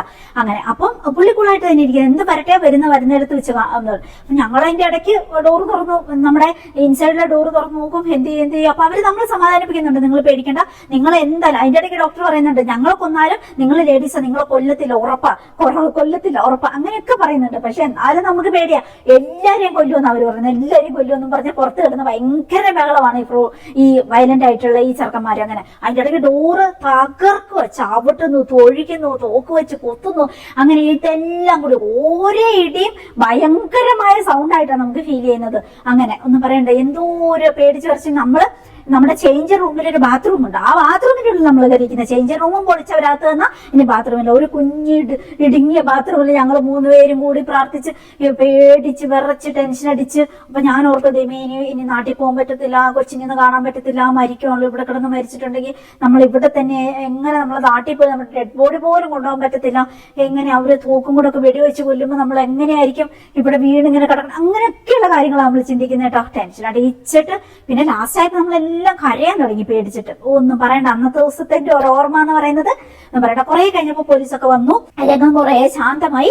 പിന്നെ നിറച്ചപ്പതേ നമുക്ക് എവിടെയും എന്തെങ്കിലും പ്രശ്നം ഉണ്ടായാൽ അവിടെ മുഴുവൻ ഒരു ജനസമൂഹമാകും കേട്ടോ. അങ്ങനെയാണ് ഈ സൗദികളുടെ ഒക്കെ ഒരു രീതി. നമ്മുടെ നാട്ടിലേക്ക് ഒക്കെ പോലെ തന്നെ എല്ലാവരും കൂടി ഓടിക്കൂടി അവിടെ ഒരു ജനസമൂഹമായി. എന്നിട്ട് പോലീസുകാര് പക്ഷെ ഭയങ്കര അവിടുത്തെ പോലീസ് സിസ്റ്റവും കാര്യങ്ങളും ഒക്കെ കുറേ കൂടി ഭയങ്കര പിന്നെ നമ്മളെ സപ്പോർട്ട് ചെയ്യുന്ന രീതിക്കാണ് കേട്ടോ. അങ്ങനെയുള്ള രീതിക്ക്. അപ്പം കുറെ ശാന്തമായി. ഡെഡ് ബോഡി അവിടുന്ന് കുറെ കഴിഞ്ഞപ്പോൾ ഒരു 2-4 മണിക്കൂറും കൂടി കഴിഞ്ഞപ്പോൾ ഡെഡ് ബോഡി അവിടുന്ന് പതുക്കെ മാറ്റി. പിന്നെ അത് കഴിഞ്ഞിട്ട് പിന്നെ നേരെ ബാക്കിയുള്ള പേപ്പർ വർക്കും കാര്യങ്ങളും ഒക്കെ കുറെയൊക്കെ ചെയ്തു. എന്നിട്ട് പിന്നെ 2 പോലീസുകാർ നമ്മുടെ കൂടെ വന്നു. പിന്നെ ഡോക്ടേഴ്സൊക്കെ അത്യാവശ്യം എല്ലാവരും പോയി. പിന്നെ OT ക്ലീൻ ചെയ്തിട്ട് പിന്നെ നേരെ ഹോസ്റ്റൽ വരെ പോകണല്ലോ. ഈ ഹോസ്പിറ്റലിൽ നേരെ ഹോസ്റ്റൽ വരെ പോകണല്ലോ. അതിങ്ങനെ ഓപ്പൺ ആയിട്ട് പോകണല്ലോ. അപ്പൊ ഇവന്മാര് വന്ന് വെടിവെച്ച് വന്നാൽ ആരെങ്കിലും കിട്ടിയാലോ. ഡോക്ടേഴ്സൊക്കെ നമ്മൾ ഓപ്പറേഷൻ ചെയ്തിരുന്ന പുറകേക്കിടെ ഒരു ഡോറുണ്ട്. ആ ഡോറിന്റെ കാര്യം ഇവർക്ക് ആർക്കും അറിയത്തില്ല. അങ്ങനെ പുറകിലത്തെ ഡോർ വഴിയാണ് ഇവരൊക്കെ എസ്കേപ്പ് ആവുക. പെട്ടെന്ന് തന്നെ കാർ വരുന്നു, കയറി അങ്ങനെ പോകുന്നു. അവർ അവിടുന്ന് സിറ്റുവേഷനേ അങ്ങ് പോകും. അങ്ങനെ അപ്പൊ പിന്നെ നമ്മളാണ് പിന്നെയുള്ളത്. നമ്മൾ നടന്നു പോകണ്ടേ. നമ്മളെ കാണുമ്പോൾ ഇവർക്ക് മനസ്സിലാവും. ഓപ്പറേഷൻ തിയേറ്ററിൽ നമ്മള് പിന്നെ ഡ്രസ്സും ചേഞ്ച് ചെയ്ത് പുറത്തിറങ്ങുമ്പോ അപ്പൊ നമ്മൾ ഇനി വഴി വെച്ചിട്ടാലോ, ആരെയും കിട്ടിയില്ലെങ്കിൽ എന്നാ ഇവരെ മുന്നിനെ കൂടി കൊന്നേക്കാന്ന് വെച്ചാലോ. അപ്പൊ പിന്നെ 2 പോലീസുകാർ നമ്മുടെ കൂടെ വന്നു. എന്നിട്ട് നമ്മളെ ഹോസ്റ്റൽ വരെ നമ്മളെ കൊണ്ടുവിട്ടു. ഒന്നും പറയണ്ട. പിന്നെ ഹോസ്റ്റലിൽ ചെന്നിരുന്നിട്ട് നമുക്ക് പേടിയായിട്ട് വയ്യ. ഇപ്പൊ ഇനി അടുത്ത കേസ് വന്നിട്ടുണ്ടെങ്കിൽ നമുക്ക് ധാരധാരയായിട്ട് കേസ് വരും. അതാണ് അവിടെ. അങ്ങനെ കേസ് വന്നിട്ടുണ്ടെങ്കിലോ, ഇത് ഓഫ് ഡേ ആയിരുന്നു കേട്ടോ ഈ സംഭവങ്ങളൊക്കെ. അപ്പൊ ഇനി കേസ് വന്നിട്ടുണ്ടെങ്കിൽ എന്ത് ചെയ്യും? ഇപ്പൊ പോകേണ്ടി വരില്ല. സിസേറിയനോ എന്തെങ്കിലും എമർജൻസി കേസുകൾ. ഇത് ജനറൽ OR ആണ്. എല്ലാത്തരം കേസും, ആക്സിഡന്റും എല്ലാത്തരം കേസുകളും നടക്കുന്ന OR-ലാണ് ജോലി ചെയ്യുന്നത്. അപ്പം പിന്നെ എന്തും വരില്ലേ, അങ്ങനെ പേടിച്ച് കുറച്ച് ടെൻഷൻ അടിച്ച് അങ്ങനെ ഇരുന്നു. പിന്നെ ഓക്കെ, ഭാഗ്യത്തിന് അന്നേരം ഒന്നും കേസ് വന്നില്ല. സിറ്റുവേഷൻസ് ഒക്കെ പിന്നെ ഓക്കെ ആയി. അങ്ങനെയാണ് ഇവന്മാരിങ്ങനെ അന്നേരത്തെ ഒരു ഭയങ്കര ബഹളവും. അപ്പൊ എന്തൊക്കെ സംഭവിക്കും. ബാക്കിയുള്ളത് പിന്നെ അങ്ങനെ ഇതായി കഴിഞ്ഞാൽ അങ്ങ് തണുത്ത് അങ്ങനെ പൊയ്ക്കോളൂ. അങ്ങനെയാണ്. അങ്ങനെ ഒരു രീതിയാണ്. ഒന്നും പറയണ്ട. എന്തായാലും അങ്ങനത്തെ കുറേ സംഭവങ്ങളും കാര്യങ്ങളും ഒക്കെ എന്റെ ജീവിതത്തിലുണ്ട് കേട്ടോ. വിറച്ച് പേടിച്ച് ടെൻഷൻ അടിച്ച് അങ്ങനെയുള്ള വേറൊരു സംഭവം കൂടി പറയാം. ആ കൂടെ നമുക്ക് പാക്കിംഗ് കൂടി ചെയ്യാം കേട്ടോ. അപ്പം അടുത്ത നമ്മുടെ ഒരു കസ്റ്റമർ മലപ്പുറത്തു നിന്നുള്ളതാണ് കേട്ടോ. ആവശ്യപ്പെട്ടിരിക്കുന്നത് എന്തൊക്കെയാണെന്നറിയോ? ഹണിയുണ്ട്. പിന്നെ ഇതാ ഹെയർ ഓയില്, ഷാംപൂ, പിന്നെ ഇതാ ഫേസ് വാഷ് പൗഡർ, പിന്നെ നമ്മുടെ വെട്ടിവർ റൂട്ട് പൗഡർ. സ്മെല്ലിന് വേണ്ടി എല്ലാവരും ഉപയോഗിക്കുന്നുണ്ട്, മേടിക്കുന്നുണ്ട്. ഇപ്പം അടിപൊളിയാണ്. ഇതിൽ നിന്ന് ഒരു നുള്ളെടുത്തിട്ട് 3-4 ഡ്രോപ്പ് വെള്ളത്തിൽ ചാലിച്ചിട്ട് നമ്മൾ കഴുത്തേലോ മേത്തോ ഡ്രസ്സേലോ അല്ലെങ്കിൽ നമുക്ക് കബോർഡിലോ ഒക്കെ നമുക്കിങ്ങനെ തേക്കാം. അടിപൊളി സ്മെല്ലാണ്. രാവിലെ തേച്ചാൽ വൈകുന്നേരം വരെ ഒരു ഡിവൈൻ സ്മെല്ലാണ്. ഒരു തരം റൂട്ടിന്റെ പൗഡറാണിത്. ഒരു നാച്ചുറൽ പൗഡർ എന്ന് തന്നെ പറയാം. അപ്പൊ ആ രീതിയിലുള്ളതാണ്. അടിപൊളിയാണ്. എല്ലാവരും മേടിക്കുന്നുണ്ട് കേട്ടോ. ആവശ്യമുള്ളവർ മേടിച്ചോളൂ കേട്ടോ. അപ്പൊ അത് മേടിച്ചിട്ടുണ്ട്. പിന്നെ ഇതാ ബ്യൂട്ടി ഓയില് മസാജ് ചെയ്യാൻ വേണ്ടി മുഖവും കഴുത്തും കൈയൊക്കെ നമുക്ക് മസാജ് ചെയ്യാം കേട്ടോ. ആശാളിയരിയും കരിഞ്ജീരകവും എല്ലാവരും മേടിക്കുന്നുണ്ട്. ആശാളിയരി അത്രയും ഗുണമുള്ളതാണ്. കരിഞ്ജീരകത്തിനെ കുറിച്ച് പറയുകയാണെങ്കിൽ മരണത്തിനൊഴികെ ബാക്കി എല്ലാത്തിനും മരുന്നെന്നാണ് ആചാര്യന്മാരും ഈ ഒരു പിന്നെ ആയുർവേദത്തിലൊക്കെ പറയുന്നത് കരിഞ്ജീരകത്തെ കുറിച്ച്. അപ്പൊ ഒന്ന് ആലോചിച്ച് നോക്കിയേ എന്തോ ഒരു യൂസ്ഫുൾ ആയിട്ടുള്ള സംഗതിയാണ്. അപ്പൊ അതുകൊണ്ട് പിന്നെ കസ്തൂരി മഞ്ഞൾ എല്ലാവരും മേടിക്കുന്നുണ്ട്. മുഖത്തെ മൂക്കുരിയൊക്കെ ഒന്ന് പോകാന്, പിഗ്മെന്റേഷൻ മാറാന്, കുറച്ച് നിറമൊക്കെ ഒന്ന് വെക്കാന്, ആകെ ഒരു ഗ്ലോ ഒക്കെ കൂടാന്, ഡെഡ് സ്കിന്നൊക്കെ പോയി. കസ്തൂരി മഞ്ഞളുടെ ഉപയോഗം നിങ്ങൾക്ക് അറിയാലോ. അപ്പൊ അത് ഒറിജിനൽ, വെറുതെ എന്തെങ്കിലും മേടിച്ച് തേച്ചിട്ട് ഒറിജിനൽ ആയിട്ടുള്ളത് തേച്ചിട്ടല്ലേ അതിന്റെ പ്രയോജനം കിട്ടുള്ളൂ. അപ്പൊ അതാണ്. പാലിലോ അല്ലെങ്കിൽ പാൽപ്പൊടിയോ അല്ലെങ്കിൽ നിങ്ങൾക്ക് ഇഷ്ടമുള്ള മീഡിയത്തിൽ മിക്സ് ചെയ്തിട്ട് യൂസ് ചെയ്യാം. ഒരു 10-15 മിനിറ്റ് മുഖത്ത് വെക്കാവുള്ളൂ. പിന്നെ പച്ചവെള്ളത്തിൽ കഴുകി കളയണം. അതുപോലെ തന്നെ പ്രയോജനമുള്ളതാണ് രക്തശാലി ഫേസ് പാക്ക്. റെഡ് റൈസും ആയുർവേദ മരുന്നുകളും ചേർത്ത് നമ്മൾ റെഡിയാക്കിയിരിക്കുന്നതാണ്. അടിപൊളിയാണ് കൂട്ടുകാരെ. ഇപ്പൊ അത് ഇട്ട് കഴിഞ്ഞിട്ട് കഴുകി കഴിയുമ്പോൾ തന്നെ നമ്മുടെ മുഖത്ത് ഭയങ്കര ഒരു ഗ്ലോ ഒക്കെ കൂടി ഒരു നിറമൊക്കെ കൂടിയ പോലെ അങ്ങനെ ഒരു ഫീല് നമുക്ക്. അത് നാച്ചുറൽ ആയിട്ടുള്ള എല്ലാ ആയുർവേദ മരുന്നുകളും ചേർത്തിട്ടുണ്ട്. കൂടെ റെഡ് റൈസ് എന്ന് പറയുന്ന ബ്യൂട്ടിപരമായ കാര്യങ്ങൾക്ക് ഒത്തിരി ഉപയോഗിക്കുന്ന ഒരു റൈസ് ആണത്, അതും ചേർത്തിട്ടുണ്ട് കേട്ടോ. അപ്പം അങ്ങനെ അതാണ് നമ്മുടെ ഇത്. പിന്നെ മേടിച്ചിരിക്കുന്നത് 1 kg കറിമഞ്ഞളാണ് കേട്ടോ മേടിച്ചിരിക്കുന്നത്. കറിമഞ്ഞൾ എല്ലാവരും മേടിക്കുന്നുണ്ട്. കാരണം പിന്നെ വയനാടൻ കർഷകരിൽ നമ്മൾ ശേഖരിക്കുന്ന മഞ്ഞൾ കഴുകി ഉണങ്ങി പൊടിച്ച് നമ്മൾ എടുക്കുന്നതാണ് കേട്ടോ. അപ്പൊ അത് അതിൽ കുറുക്കുമൻ കിട്ടിയിട്ട് നമുക്ക് കാര്യമുള്ളൂ. നമ്മുടെ ശരീരത്തിന് ഗുണപ്രദമായ രീതിയിൽ കിട്ടണമെങ്കിൽ ഒറിജിനൽ കുറുക്കുമൻ തന്നെ കിട്ടണം. അപ്പൊ നമ്മൾ പുറമേന്ന് മേടിക്കുന്നത് മുഴുവതും, പുറമേന്ന് മേടിക്കുന്ന പലതും മായം ചേർന്നാണെന്നാണ് പൊതുവേ ഉള്ള ഒരു യൂട്യൂബ് വീഡിയോസും ഡോക്ടേഴ്സും ഒക്കെ പറയുന്നത് നിങ്ങൾ കേട്ടിട്ടില്ലേ. ഇതിന്റെ കുറുക്കുമനൊക്കെ മരുന്ന് ആവശ്യങ്ങൾക്ക് കയറ്റി പോകും. പിന്നെ അതിന്റെ ചണ്ടി അതിൽ കളർ ചേർക്കും, 2 തരം കെമിക്കൽ ചേർത്തിട്ട്, എന്നിട്ട് മഞ്ഞൾപ്പൊടിയുടെ മണവും കളറും ചേർത്തിട്ട് അങ്ങനെ ഒരു രീതിയിലേക്കാക്കും. അങ്ങനെയാണ് അത് എന്നാണ് പറയപ്പെടുന്നത്. ഏതൊക്കെ കമ്പനിയാണ് നല്ലത് തരുന്നത്, ഏതൊക്കെ കമ്പനിയാണ് ഇങ്ങനെയൊക്കെ ചെയ്യുന്നതെന്ന് പറയാൻ പറ്റില്ല. അതിന് 1 രൂപയൊക്കെ വിലയുള്ളൂ പോലും 1 കിലോയ്ക്ക്. അപ്പൊ അതാണ് നമ്മൾ ഭയങ്കര വില കൊടുത്ത് പുറമേ നിന്ന് മേടിക്കുന്നത്. അങ്ങനെ വെച്ച് നോക്കുവാണെങ്കിൽ നമുക്ക് അതിലും ഭേദം നമ്മൾ മര്യാദയ്ക്കുള്ള വൃത്തിയുള്ള എന്താ പറയാ കഴുകി ഉണങ്ങി പൊടിച്ച് നാച്ചുറൽ ആയിട്ടുള്ള വയനാടൻ മഞ്ഞൾപ്പൊടി കറികളിൽ ഉപയോഗിക്കുന്നതല്ലേ. ഒത്തിരി ഒന്നും ഉപയോഗിക്കേണ്ട ആവശ്യമില്ല, വളരെ കുറച്ച് ഉപയോഗിച്ചാൽ മതി. കറികളിൽ ഉപയോഗിച്ചാൽ മതി. നമുക്ക് അതിന് ആവശ്യത്തിനുള്ള ഇമ്മ്യൂണിറ്റിയും അതിൽ നിന്ന് കിട്ടേണ്ട എല്ലാ ഗുണങ്ങളും നമുക്ക് കിട്ടും. അങ്ങനെയൊക്കെയാണ്. അപ്പൊ അതും മേടിച്ചിട്ടുണ്ട്. അപ്പൊ ഇത്രയും ഞാനൊന്ന് പാക്ക് ചെയ്തിട്ട് കേട്ടോ. അപ്പൊ ഞാൻ ഈ സൗദി അറേബ്യയിലെ കാര്യങ്ങൾ പറഞ്ഞില്ലേ, ഇപ്പൊ നിങ്ങൾക്ക് ഏകദേശം അവിടുത്തെ ഒരു നിയമവശങ്ങളും അവിടുത്തെ ഒരു പ്രതിസന്ധികളും പ്രശ്നങ്ങളും ഒക്കെ ഏകദേശം നിങ്ങൾക്ക് മനസ്സിലായില്ലേ. അപ്പൊ അങ്ങനെ ഇരിക്കെ നമുക്ക് ഞങ്ങളെ സംബന്ധിച്ച് 2 സ്റ്റാഫിനെ അവിടെ ഓപ്പറേഷൻ തിയേറ്ററിൽ സ്റ്റാഫായിട്ട് അവർ തരത്തുള്ളൂ കേട്ടോ. ഞാൻ പറഞ്ഞില്ല, ഒരു ബദു ഏരിയ ആണ്, പ്ലസ് ഭയങ്കര ഷോർട്ടേജ് ആണ്. ഗവൺമെന്റ് ഹോസ്പിറ്റലാണ്, സാലറി കാര്യങ്ങളൊക്കെ തുല്യമായിരിക്കും അവിടുത്തെ എല്ലാ രാജ്യം മൊത്തം. പക്ഷേ നമുക്ക് പിന്നെ സ്റ്റാഫിന്റെ ഭയങ്കര ഷോർട്ടേജ് ആയിരിക്കും കേട്ടോ. അപ്പൊ ഇങ്ങനെ ഭയങ്കര ഷോർട്ടേജ് ഉള്ള ഹോസ്പിറ്റലിൽ നമുക്ക് 2 സ്റ്റാഫിനാണ് അവർ ഓപ്പറേഷൻ തിയേറ്ററിൽ തരുന്നത്. 24 അവേഴ്സും പിന്നെ കേസ് നടക്കുന്ന സ്ഥലം. പിന്നെ ഒരു അനസ്തെറ്റിസ്റ്റ്, ഒരു അസിസ്റ്റന്റ് ആയിട്ട് ഒരു കൊച്ചുണ്ട്, അത് ഫീമെയിൽ ആണ്, പിന്നെ സുഡാനി പെങ്കൊച്ച്. പിന്നെ നമുക്ക് അസിസ്റ്റന്റ് ആയിട്ട് പിന്നെ 2 പേരെങ്കിലും മിനിമം വേണമെന്നാണ്. പക്ഷെ ഒരാളെയാണ് അവർ പ്രൊവൈഡ് ചെയ്തേക്കണം. 2 പേര് ഓൾറെഡി പേപ്പർ വർക്കിലുണ്ട്, പക്ഷെ നമുക്ക് ആൾ കിട്ടുന്ന ഒരാളാണ്. അതും വല്ലപ്പോഴും വല്ലോ കാലത്തും. സൗദികളുടെ കാര്യത്തിൽ അവര് ജോലിക്ക് വന്നിട്ടുണ്ടെങ്കിലും പകുതി സമയം വരത്തില്ല. അങ്ങനെ പിന്നെ വന്നാൽ തന്നെ ജോലിയൊന്നും അത്ര കാര്യമായിട്ട് ചെയ്യത്തില്ല. എല്ലാവരും അല്ല, പൊതുവെ എന്നിട്ട് അങ്ങനെ ഒന്നും ചെയ്യത്തില്ല മര്യാദയ്ക്ക്. പിന്നെ അങ്ങനെയൊക്കെ ഒരുമാതിരി കളിയാണ് ഇവരൊക്കെ. എന്നിട്ട് നമ്മുടെ അടുത്ത് എന്തായാലും വന്ന ചെറുക്കന്മാരൊക്കെ നല്ല സൗദി ചെറുക്കന്മാരൊക്കെ നല്ല ആക്റ്റീവായിട്ട് ജോലി ചെയ്യുന്നവരാ, മര്യാദയുള്ളവർ, നമ്മളോട് ഭയങ്കര കരുണയുള്ളവരാണ്. പിന്നെ നമ്മളോട് ചേച്ചി ചേച്ചിനെ കുറിച്ച് ഭയങ്കര കൂട്ടുവാ നമ്മളോട്. അങ്ങനെയാണ്. എന്നിട്ട് അപ്പൊ ആ സമയത്ത് ഒരു സൗദി ചെറുക്കൻ ഉണ്ടായിരുന്നു. പക്ഷെ അവൻ അന്നെന്തോ ലീവ് എടുത്ത് അങ്ങനെ പോയേക്കുവാണ്, ഒരു ഓഫ് ഡേ. അപ്പൊ ഓഫ് ഡേയിലൊക്കെ നമ്മളെ ഡ്യൂട്ടിക്ക് വിളിക്കൂട്ടോ. 24 അവേഴ്സ് നമുക്ക് ഡ്യൂട്ടിയാണ്. ഓഫ് ഡേയും സൺഡേ പിന്നെ സാറ്റർഡേ എല്ലാം നമ്മൾ ഡ്യൂട്ടിക്ക് പോകണം. ഈ 2 പേര് രാവിലെ ഒരു 6:30 നമ്മൾ ഒരുങ്ങി 7 മണിയൊക്കെ ആകുമ്പോഴത്തേക്കും നമ്മൾ ഡ്യൂട്ടിക്ക് കയറി കഴിഞ്ഞിട്ടുണ്ടെങ്കിൽ പിന്നെ വൈകുന്നേരം 5 മണി വരെയാണ് പ്രോപ്പർ ഡ്യൂട്ടി ടൈം. ആ ഡ്യൂട്ടി ടൈം കഴിഞ്ഞു കഴിഞ്ഞാലും വരുന്ന കേസുകളെല്ലാം നമ്മൾ പോയി അറ്റൻഡ് ചെയ്യണം, നമ്മൾ തന്നെ ചെയ്യണം. അപ്പൊ ഞങ്ങളെ സംബന്ധിച്ച് ഫ്രീ ഉള്ള സമയം ഫ്രീ ഉണ്ട്, കേസ് ഇല്ലാത്ത സമയം ബാക്കി എല്ലാ ദിവസവും 24 അവേഴ്സും 365 ദിവസവും ജോലി തന്നെയാണ്. അങ്ങനെ എന്നിട്ട് അപ്പോൾ ഓഫ് ഡേയില് അപ്പൊ ഫോൺ നമ്മൾ എപ്പോഴും കുളിക്കാൻ പോകുമ്പോഴൊക്കെ നമ്മൾ ഫോൺ കൊണ്ടുപോകും ബാത്റൂമിൽ. അങ്ങനെയാണ്. എന്നിട്ട് സേഫ് ആക്കി വെക്കും. അങ്ങനെയാണ്. എപ്പോൾ വേണേൽ കോൾ വരാം, എമർജൻസി. പിന്നെ നമ്മളെ സംബന്ധിച്ച് ഈ നാർക്കോട്ടിക്കിന് വേണ്ടിയിട്ടും എല്ലായിടത്തുനിന്നും വിളിക്കും. ഒരേ പ്രശ്നങ്ങൾ ഉണ്ടാകുമ്പോൾ എല്ലാ ഡിപ്പാർട്ട്മെന്റിൽ നിന്നും വിളിക്കും. അപ്പൊ നമ്മൾ പോയി കെട്ടിയൊരുങ്ങി പോയി ഓപ്പറേഷൻ തിയേറ്റർ തുറന്ന് നാർക്കോട്ടിക് എടുത്ത് അതിന് ഫോമൊക്കെ ഫില്ല് ചെയ്ത് അങ്ങനെ കൊടുത്ത് നമ്മൾ വരണം. അങ്ങനെയാണ്. അപ്പൊ അതിനും ഓർഡറും എല്ലാത്തിനും പ്രശ്നമാണ്. പിന്നെ ഒരേ എമർജൻസി വരുമ്പോൾ ഓപ്പറേഷൻ തിയേറ്ററിൽ നിന്ന് എടുക്കേണ്ട എന്തെങ്കിലും കൊണ്ടാൻ വേണ്ടി സാധനങ്ങളൊക്കെ ഉണ്ടാവും. അപ്പൊ അതിനു വേണ്ടി വിളിക്കും, അത് ഇത് എന്നൊക്കെ പറഞ്ഞ് അങ്ങനെ പോവാ വരിക. അതിന്റെ ഇടയ്ക്കാണ് നമ്മൾ കുക്ക് ചെയ്യുന്നതും ഇച്ചിരി നേരം ഉറങ്ങുന്നതും. അങ്ങനെയൊക്കെ കേസ് ഇല്ലാത്ത സമയം നമ്മൾ ഫ്രീ ആണ്. ആ ഒരു രീതിയിൽ അങ്ങനെ ഇരിക്കാം. പക്ഷെ എപ്പോൾ വേണേ കേസ് വരും. അങ്ങനെയാണ്. നമ്മളെ സംബന്ധിച്ച് ഫ്രീ എന്നൊന്നും പറയാൻ പറ്റില്ല, എപ്പോഴും കേസ് വന്നുകൊണ്ടിരിക്കും. അങ്ങനെയാണ്. എത്ര 6-7 സിസേറിയനാണ് ഒരു ദിവസം ഉണ്ടാവുക. ചിലപ്പോൾ ആശയത്തിലെ കല്ലെടുത്ത് മാറ്റുന്ന സർജറി ഉണ്ടാവും, ലാപ്രോസ്കോപ്പിക് സർജറികൾ. അത് പിന്നെ 18 കേസ് 20 കേസ് ഒക്കെ അങ്ങനെ 21 കേസ് വരെ ചെയ്ത ദിവസങ്ങളുണ്ട്. അങ്ങനെ അതും വരും. ചിലപ്പോൾ 15 കേസ് 16 കേസ് അങ്ങനെയൊക്കെ. ഒരു മാസത്തിൽ ചിലപ്പോൾ 2 പ്രാവശ്യം അല്ലെങ്കിൽ 1 പ്രാവശ്യം അങ്ങനെ ഇങ്ങനെ വെച്ചുകൊണ്ടിരിക്കും. അപ്പൊ അത് ആ കൂടെ ഒരു പ്രാവശ്യം ഞങ്ങൾക്ക് 21 അങ്ങനത്തെ കേസുകൾ. ആ കൂടെ അന്ന് 6 സിസേറിയൻ വന്നു. ഒന്ന് ആലോചിച്ച് നോക്കിയേ. എന്റെ അമ്മ ഒന്നും പറയണ്ട. അന്നൊക്കെ നമ്മളിങ്ങനെ ഡെഡ് ബോഡി പോലെയാവും. നമ്മൾ നിൽക്കുമല്ലേ. ഇപ്പൊ ഒരു കേസ് കഴിഞ്ഞെങ്കിൽ തന്നെ 2.5 മണിക്കൂർ മിനിമം എടുക്കും. ലാപ്രോസ്കോപ്പിക് സർജറി പെട്ടെന്ന് ഉടനെ തീരും, അടുത്ത ആൾ വിളിക്കും. എന്നാലും ഞാൻ പറയാം, ഇപ്പൊ സിസേറിയനൊക്കെ ആണെങ്കിൽ എങ്ങനെയാണെങ്കിലും നമ്മൾ പോയി സിസേറിയൻ പെട്ടെന്ന് കഴിയും. അതായത് പെട്ടെന്ന് കേസ് വയറ് തുറന്ന് കൊച്ചിനെ പുറത്തെടുക്കുന്ന പ്രോസസ്സ് ഒരു 4 മിനിറ്റ് 5 മിനിറ്റിനുള്ളിൽ നമ്മൾ ടേബിളിലേക്ക് പേഷ്യനെ കയറ്റി കഴിഞ്ഞിട്ടുണ്ടെങ്കിൽ ഒരു 3 മിനിറ്റ് 3.5-4 മിനിറ്റിനുള്ളിൽ കൊച്ചു പുറത്തെത്തും. കൊച്ചിനെ നമുക്ക് രക്ഷിക്കാൻ പറ്റും ആ സമയം കൊണ്ട്.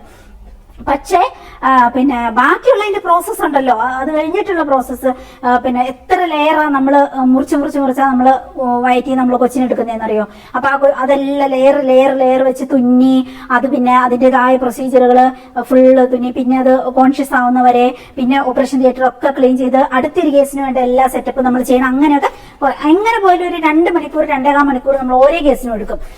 അങ്ങനെ അപ്പൊ രാവും പകല് നമ്മൾ അവിടെ എന്താ പറയാ പെറ്റി എടുക്കാന്ന് പറയാം, ചത്തി എടുക്കാന്ന് പറയാം. അങ്ങനെയാണ് കേസ്. അങ്ങനെ ഒരു ദിവസം അപ്പൊ നമുക്ക് 2 സ്റ്റാഫ്, ഞാനും എന്റെ കൂടെയുള്ള സ്മിത എന്ന് പറഞ്ഞ കൊച്ചു മാത്രമേ ഉള്ളൂ. പിന്നെ സൽമ എന്ന് പറഞ്ഞ സുഡാനി പെങ്കൊച്ചാണ്. അത് അനസ്തെറ്റിസ്റ്റിന്റെ അസിസ്റ്റന്റ് ആയിട്ടുള്ള സൽമ എന്ന് പറയുന്ന സുഡാനി പെങ്കൊച്ച്. ഞങ്ങൾ 3 പെൺപിള്ളേരാണ് അവിടെ. അപ്പൊ അങ്ങനെ പിന്നെ ആ പെൺപിള്ളേരെന്ന് പറയാൻ പറ്റില്ല, ഒരു തള്ളേം 2 പിള്ളേരെന്ന് പറയാം. അങ്ങനെയാണ് കേട്ടോ. അപ്പൊ അങ്ങനെ എന്നിട്ട് പിന്നെ ഈ ചെറുക്കൻ ഇല്ല കേട്ടോ, സൗദി ചെറുക്കൻ ഒട്ട് ഇല്ലതാനോ, അതെതിരെയോ മുങ്ങിപ്പോയേക്കുവാണ്. അങ്ങനെ പിന്നെ ഉള്ളത് പിന്നെ നമ്മൾ എപ്പോഴും നമ്മുടെ ഡിപ്പാർട്ട്മെന്റിലൊക്കെ നമ്മൾ ബംഗാളി ചെറുക്കന്മാരും പിന്നെ ബാക്കിയുള്ള കുറെ രാജ്യക്കാര് പിന്നെ ഫിലിപ്പീൻസും അങ്ങനെയൊക്കെയുള്ളവരാണ് ക്ലീനേഴ്സ് ആയിട്ട് വരിക. അപ്പൊ നമ്മളെപ്പോഴും അതിൽ നമ്മൾ തന്നെ ഒബ്സർവ് ചെയ്തിട്ട് വലിയ അപകടം ഇല്ല എന്നുള്ള ഏതെങ്കിലും ചെറുക്കന്മാരെ നമ്മൾ തന്നെ ചൂസ് ചെയ്ത് കണ്ടുപിടിച്ച് പറയും, ഞങ്ങൾക്ക് ആ ചെറുക്കനെ മതി എന്ന് പറയും. കാരണം നമ്മൾ ഈ ഓപ്പറേഷൻ തിയേറ്റർ എന്ന് പറഞ്ഞാൽ ഞാൻ പറഞ്ഞില്ല, ഒരു വീടിന്റെ സെറ്റപ്പും കാര്യങ്ങളും. അപ്പൊ അവിടെ നമുക്ക് കുറച്ച് സേഫ്റ്റി ഒക്കെ, ചിലപ്പോൾ നമ്മൾ ഒറ്റയ്ക്കായിരിക്കും പോയി സാധനം എടുത്ത് കൊടുക്കേണ്ടി വരിക, അല്ലെങ്കിൽ രാവിലെ ചെല്ലുമ്പോൾ ചിലപ്പോൾ നമ്മൾ 2 പേര് മാത്രമേ ഉണ്ടാവുള്ളൂ. അങ്ങനെയൊക്കെ. അപ്പൊ നമ്മുടെ സേഫ്റ്റിയും കൂടി കൺസേൺ ചെയ്തിട്ട് നമ്മളെപ്പോഴും എന്തെങ്കിലും ഒരു മോശപ്പെട്ട സ്വഭാവമോ അല്ലെങ്കിൽ ബിഹേവിയർ ആണെങ്കിലും ശരിയല്ലാന്ന് തോന്നിയാൽ അപ്പൊ നമ്മൾ കംപ്ലൈന്റ് കൊടുത്ത് നമ്മൾ അവരെ മാറ്റും. അല്ലെങ്കിൽ നമുക്ക് ഏറ്റവും സേഫ് ആണെന്ന് തോന്നുന്നവരെ മാത്രം നമ്മൾ ചൂസ് ചെയ്തോളൂ. പക്ഷെ നിയമങ്ങളൊക്കെ ശക്തമായതുകൊണ്ട് അവിടെ ബംഗാളികളാണേലും പിന്നെ ബാക്കിയുള്ള എല്ലാവരും മര്യാദയ്ക്ക് തന്നെ നിൽക്കത്തുള്ളൂ. അങ്ങനെ ഒരു സ്റ്റാഫിനെതിരെയും ഇങ്ങനെ ജോലിക്ക് വരുന്ന ജോലിക്കാരോ അങ്ങനെ നമ്മുടെ നാട്ടിലൊക്കെ കേൾക്കുമ്പോഴത്തെ ഒരു പ്രശ്നങ്ങളും ഉണ്ടായി കേട്ടിട്ടേ ഇല്ല കേട്ടോ. ആകെ അവർ ചെയ്യുന്നത് മടി പിടിച്ചിരിക്കുക, പണിയെടുക്കാതിരിക്കുക, അല്ലെങ്കിൽ തർക്കുത്തരം പറയാം, അത്രയൊക്കെ ചെയ്യുക, അത്രയൊക്കെ ഉള്ളൂ കേട്ടോ. അങ്ങനെ അപ്പൊ നമ്മുടെ അടുത്ത് ഓപ്പറേഷൻ തിയേറ്ററിൽ വരുന്ന എപ്പോഴും നല്ല നല്ല പയ്യന്മാരായിരിക്കും കേട്ടോ, മാന്യത മര്യാദയൊക്കെ ഉള്ള പയ്യന്മാർ. അപ്പൊ അതിലൊരു ഫിലിപ്പീനി ചെറുക്കനാണ് എന്നുള്ള, അപ്പൊ ആ പയ്യനും ഉണ്ട് കേട്ടോ. ഇത്രയും പേരുണ്ട്. പിന്നെ അനസ്തേഷ്യ ഡോക്ടറും ഉണ്ട്, പിന്നെ നമ്മുടെ പിന്നെ സർജനും ഉണ്ട് കേട്ടോ, ഗൈനക്കോളജിസ്റ്റും ഉണ്ട്. അപ്പൊ അങ്ങനെ സർജനല്ല ഗൈനക്കോളജിസ്റ്റും ഉണ്ട് കേട്ടോ. ഗൈനക്കോളജിസ്റ്റ് ആക്ച്വലി സർജനും കൂടിയാണല്ലോ. അപ്പൊ അങ്ങനെ അപ്പം എന്നിട്ട് പിന്നെ കേസ് വന്നു കേട്ടോ, എമർജൻസി കേസ് വന്നു, സിസേറിയൻ കേട്ടോ. നമുക്ക് എപ്പോഴും ഓപ്പറേഷൻ തിയേറ്റർ സ്റ്റാഫിന് പിന്നെ ഇവിടുന്ന് എമർജൻസി വാർഡിൽ നിന്ന് നമ്മൾ വിളിക്കും, പിന്നെ കേസുണ്ട് പെട്ടെന്ന് പറയാന്ന് പറയും കേട്ടോ. അപ്പൊ അത്രേ ഉള്ളൂ. അപ്പത്തേക്കും പിന്നെ നമ്മൾ പെട്ടെന്ന് ബാക്കിയുള്ളവരെയൊക്കെ വിളിച്ച് പെട്ടെന്ന് എല്ലാവരും കൂടി ഓടിയെത്തും. ഒരു 500 മീറ്റർ എങ്കിലും ദൂരം ഉണ്ടാവും ഹോസ്പിറ്റലും നമ്മൾ ഓപ്പറേഷൻ തിയേറ്ററും തമ്മിൽ. പക്ഷേ ഇത് ശരിക്കും പറഞ്ഞാൽ ഞങ്ങളൊരു 1.5 മിനിറ്റ് മൊത്തം എടുക്കത്തില്ല നമ്മൾ ഓടി അവിടെ എത്താൻ. അത്ര സ്പീഡിലാണ് നമ്മൾ പോവുക. ഏത് കേസ് വന്നാലും കേസിന്റെ ഇതനുസരിച്ച് ചെറിയ കേസുകളാണെങ്കിൽ ഓക്കെ, സമാധാനമായിട്ട് നടന്നു പോകും.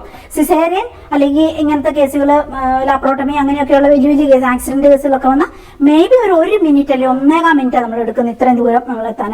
ആ ഓട്ടം ഇവിടെ ഓടിയാൽ നമുക്ക് മെഡൽ കിട്ടും. അതുപോലെ നമ്മൾ ഓടുക. അപ്പൊ നമുക്ക് എല്ലാവരും വഴിമാറി തരും. ഓപ്പറേഷൻ തിയേറ്ററിലെ സ്റ്റാഫുകൾ ഓടുന്നുണ്ടെങ്കിൽ ആരും എന്താണെന്ന് പിടിച്ചെടുത്ത് ചോദിക്കത്തില്ല, അവർക്കറിയാം. അപ്പം എല്ലാവരും ഞങ്ങൾ വഴിമാറി തരും, നമ്മൾ ഓടും. അങ്ങനെയാണ്. അങ്ങനെ ഓടി നമ്മൾ അങ്ങനെ എത്തി. സിസേറിയനാന്ന് പറഞ്ഞ് നമ്മൾ ഓടി അവിടെ എത്തിട്ടോ. ഇത് നമുക്ക് UK പോസ്റ്റ് ഓഫീസ് വഴി അയക്കാനുള്ളതാണ് കേട്ടോ. അത് രാത്രി ഞാൻ പാക്ക് ചെയ്ത് വെച്ചിരുന്നു. അപ്പൊ നമുക്കത് ഫോൺ നമ്പറും കൂടി ആഡ് ചെയ്തിട്ടുണ്ട്. അപ്പൊ ഇനിയിപ്പോ നമുക്കതൊന്ന് പാക്ക് ചെയ്ത് ഇതാക്കാം. അപ്പൊ പറഞ്ഞു വന്നത്, എന്നിട്ട് നിങ്ങൾ ശ്രദ്ധിച്ചിട്ടുണ്ടോ, നമ്മള് എല്ലാവർക്കും കുഞ്ഞുങ്ങളെ ഭയങ്കര ഇഷ്ടമാണ്. ഓക്കെ, എല്ലാവർക്കും 1-2 പിള്ളേരൊക്കെ ഓക്കെ, നമ്മളങ്ങനെ ഇടാം. പക്ഷെ മുസ്ലിങ്ങളെ സംബന്ധിച്ച് അവര് കുട്ടികൾക്ക് ഒത്തിരി കുട്ടികൾ വേണമെന്ന് ആഗ്രഹിക്കുന്ന ഒരു മതവിഭാഗമാണല്ലോ, അറിയാലോ. എല്ലാവർക്കും തന്നെ ഒത്തിരി പിള്ളേരുണ്ടാവും, അതൊക്കെ. പിന്നെ എസ്പെഷ്യലി സൗദി അറേബ്യയിലൊക്കെ ഇങ്ങനെ അറബ് രാജ്യങ്ങളിൽ എസ്പെഷ്യലി ഒത്തിരി പിള്ളേര് ഉണ്ട് ഓരോരുത്തർക്കും. അവിടെ ഒന്നിൽ കൂടുതൽ കല്യാണം കഴിക്കുന്നവർ 4 കെട്ടിയവരൊക്കെ ഇഷ്ടം പോലെ. അപ്പൊ അവർക്കെല്ലാം കൂടി 40 പിള്ളേരുള്ള അപ്പന്മാരെയൊക്കെ നമ്മൾ ഇഷ്ടം പോലെ പേരെ ഹോസ്പിറ്റലിൽ കാണുന്നതാണ്. അപ്പൊ അങ്ങനെ അപ്പം ഇനി മിനിമം തന്നെ ഒരു 5-8 പിള്ളേർ എല്ലാവർക്കും തന്നെ ഉണ്ടാവും. അല്ലെങ്കിൽ ഒരു 10 പിള്ളേർ 12 പിള്ളേർ, അതൊക്കെ നോർമലാ. 15 പിള്ളേരൊക്കെ അവിടെ നോർമലാ. അങ്ങനെയാണ്. 1-2 മാത്രമുള്ളവരുണ്ട്, അല്ലാത്തവരും ഉണ്ട്. അങ്ങനെയൊക്കെയാണ്. പൊതുവെ അവർ പിള്ളേരെ ഒത്തിരി പിള്ളേർ വേണമെന്ന് ആഗ്രഹിക്കുന്നവരും അങ്ങനെ ചെയ്യുന്നവരുമാണ്. പക്ഷെ അവരെല്ലാം ഗ്യാപ്പൊക്കെ ഇട്ട് അത്യാവശ്യം ഇതൊക്കെ നോക്കി തന്നെയാണ് കേട്ടോ നമ്മൾ ശ്രദ്ധിച്ചിട്ടുണ്ട്. മൂത്ത പിള്ളേരായിരിക്കും രണ്ടാമത്തെ മൂന്നാമത്തെ അങ്ങനെയൊക്കെ നോക്കുന്നത്, അങ്ങനെയൊക്കെ 1-2 വർഷത്തെ ഗ്യാപ്പ്. പക്ഷെ കുറേ പിള്ളേരുണ്ടാവും. അങ്ങനെയാണ്. ആക്ച്വലി നമ്മൾ മെഡിക്കലി ഫിറ്റ് ആണെങ്കിൽ നമുക്ക് മെനോപോസ് ആവുന്നവരെ നമ്മൾ ഡെലിവറി ആവുന്നതുകൊണ്ട് കുഴപ്പമില്ല. പക്ഷെ എന്നാലും ഒരു 35-40 വയസ്സൊക്കെ ആവുന്നതോറും ഡോക്ടർമാർ പറയുന്നത് റിസ്ക് ആണ്. BP, കൊളസ്ട്രോൾ, പ്രഷർ, അങ്ങനത്തെ പിന്നെ യൂട്രസിന് വരാവുന്ന പ്രോബ്ലങ്ങൾ അങ്ങനെയൊക്കെ ഉള്ളതുകൊണ്ട് റിസ്ക് ആണെന്ന് പറയും. എന്നാലും പ്രകൃതിയുടെ നിയമം അനുസരിച്ചാണെങ്കിൽ നമുക്ക് മെനോപോസ് വരെ കുഞ്ഞുങ്ങളുണ്ടാവുന്നത് തെറ്റൊന്നുമില്ല. ഈവൻ 50 വയസ്സ് 52 വയസ്സുള്ളവരെയൊക്കെ നമ്മൾ സിസേറിയൻ ചെയ്തിട്ടുണ്ട്. അങ്ങനെയാണ്. ഡെലിവറി ആവുന്നവരുണ്ട്. ഓക്കെ അങ്ങനെയൊക്കെയാണ്. പക്ഷെ അവിടെയുള്ളവർ കുറച്ചും കൂടി ഹെൽത്തും കൂടി നോക്കുന്നുണ്ട്.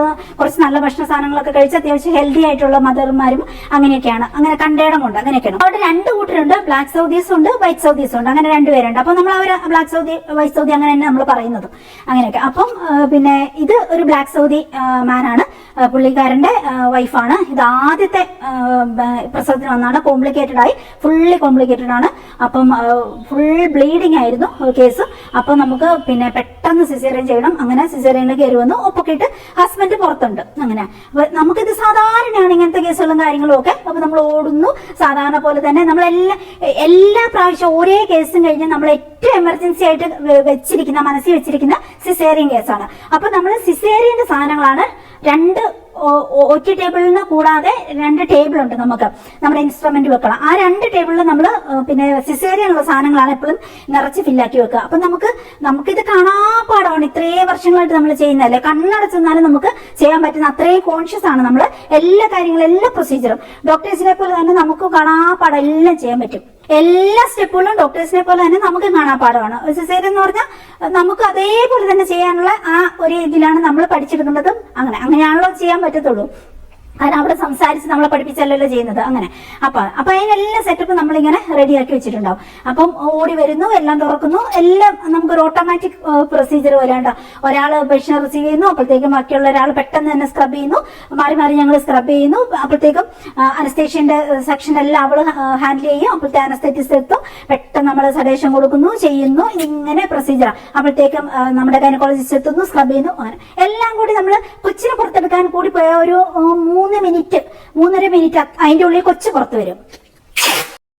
ഇത് നമ്മുടെ 4 നൈറ്റി ആവശ്യപ്പെട്ടിരിക്കുന്നത്. അപ്പൊ ഇത് പാക്ക് ചെയ്തുകൊണ്ട് നമ്മുടെ വർത്താനം നമുക്ക് കണ്ടിന്യൂ ചെയ്യാം കേട്ടോ. അപ്പൊ അങ്ങനെ പിന്നെ കേസിന് കയറി കേട്ടോ. പെട്ടെന്ന് നമ്മളെല്ലാം തുറന്നു, കേസിന് കയറി. സിവിയർ ബ്ലീഡിങ് തുടങ്ങി. കുറച്ചു നേരം കഴിഞ്ഞപ്പോഴത്തേക്ക് കേട്ടോ ഒക്കെ കൊച്ചു പുറത്തു വന്നു. പക്ഷെ കൊച്ചിനെ നമുക്ക് രക്ഷിക്കാൻ പറ്റില്ല. ഓൾറെഡി ഡെത്ത് ആയിട്ട് തന്നെ കൊച്ചു പുറത്തു വന്നു കേട്ടോ. അപ്പം കൊച്ചിനെ മാറ്റി. അത് കഴിഞ്ഞിട്ട് പിന്നെ ഭയങ്കര ബ്ലീഡിങ്. മുന്നോട്ടുള്ള ഓരോ സ്റ്റെപ്പിലും കൺട്രോൾ ചെയ്യാൻ പറ്റാത്ത വിധത്തിൽ ബ്ലീഡിങ്. അപ്പം ഓഫ് ഡേ ആണ്.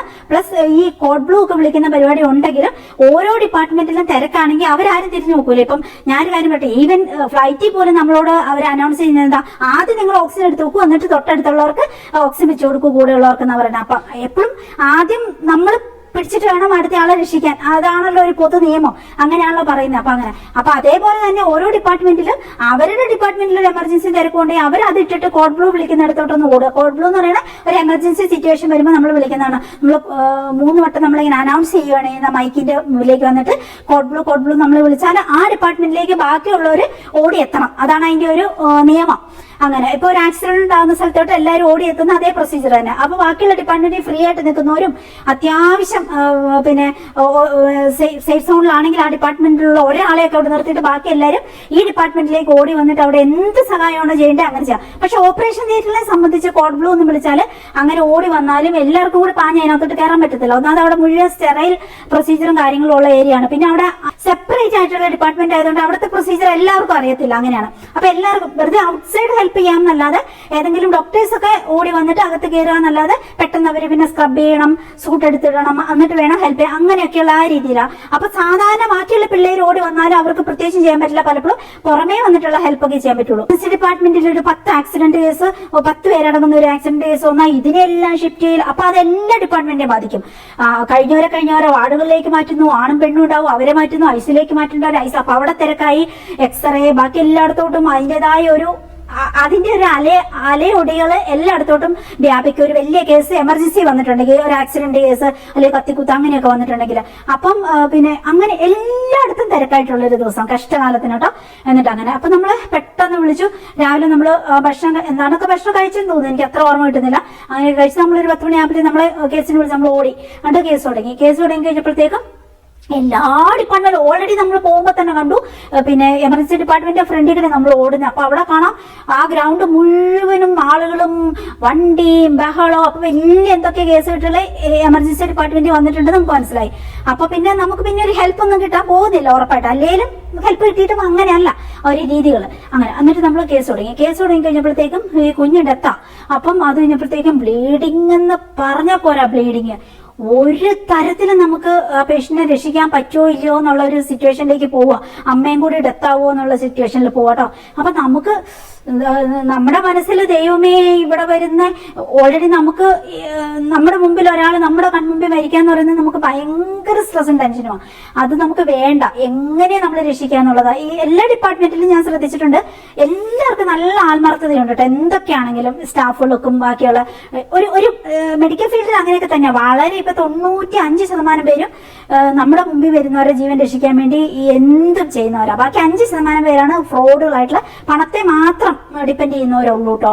അടുത്ത് നമ്മുടെ കസ്റ്റമർ ആവശ്യപ്പെട്ടിരിക്കുന്ന 1/2 കിലോ തേനാണ് കേട്ടോ. അപ്പൊ അത് നമുക്കൊന്ന് പാക്ക് ചെയ്യാം.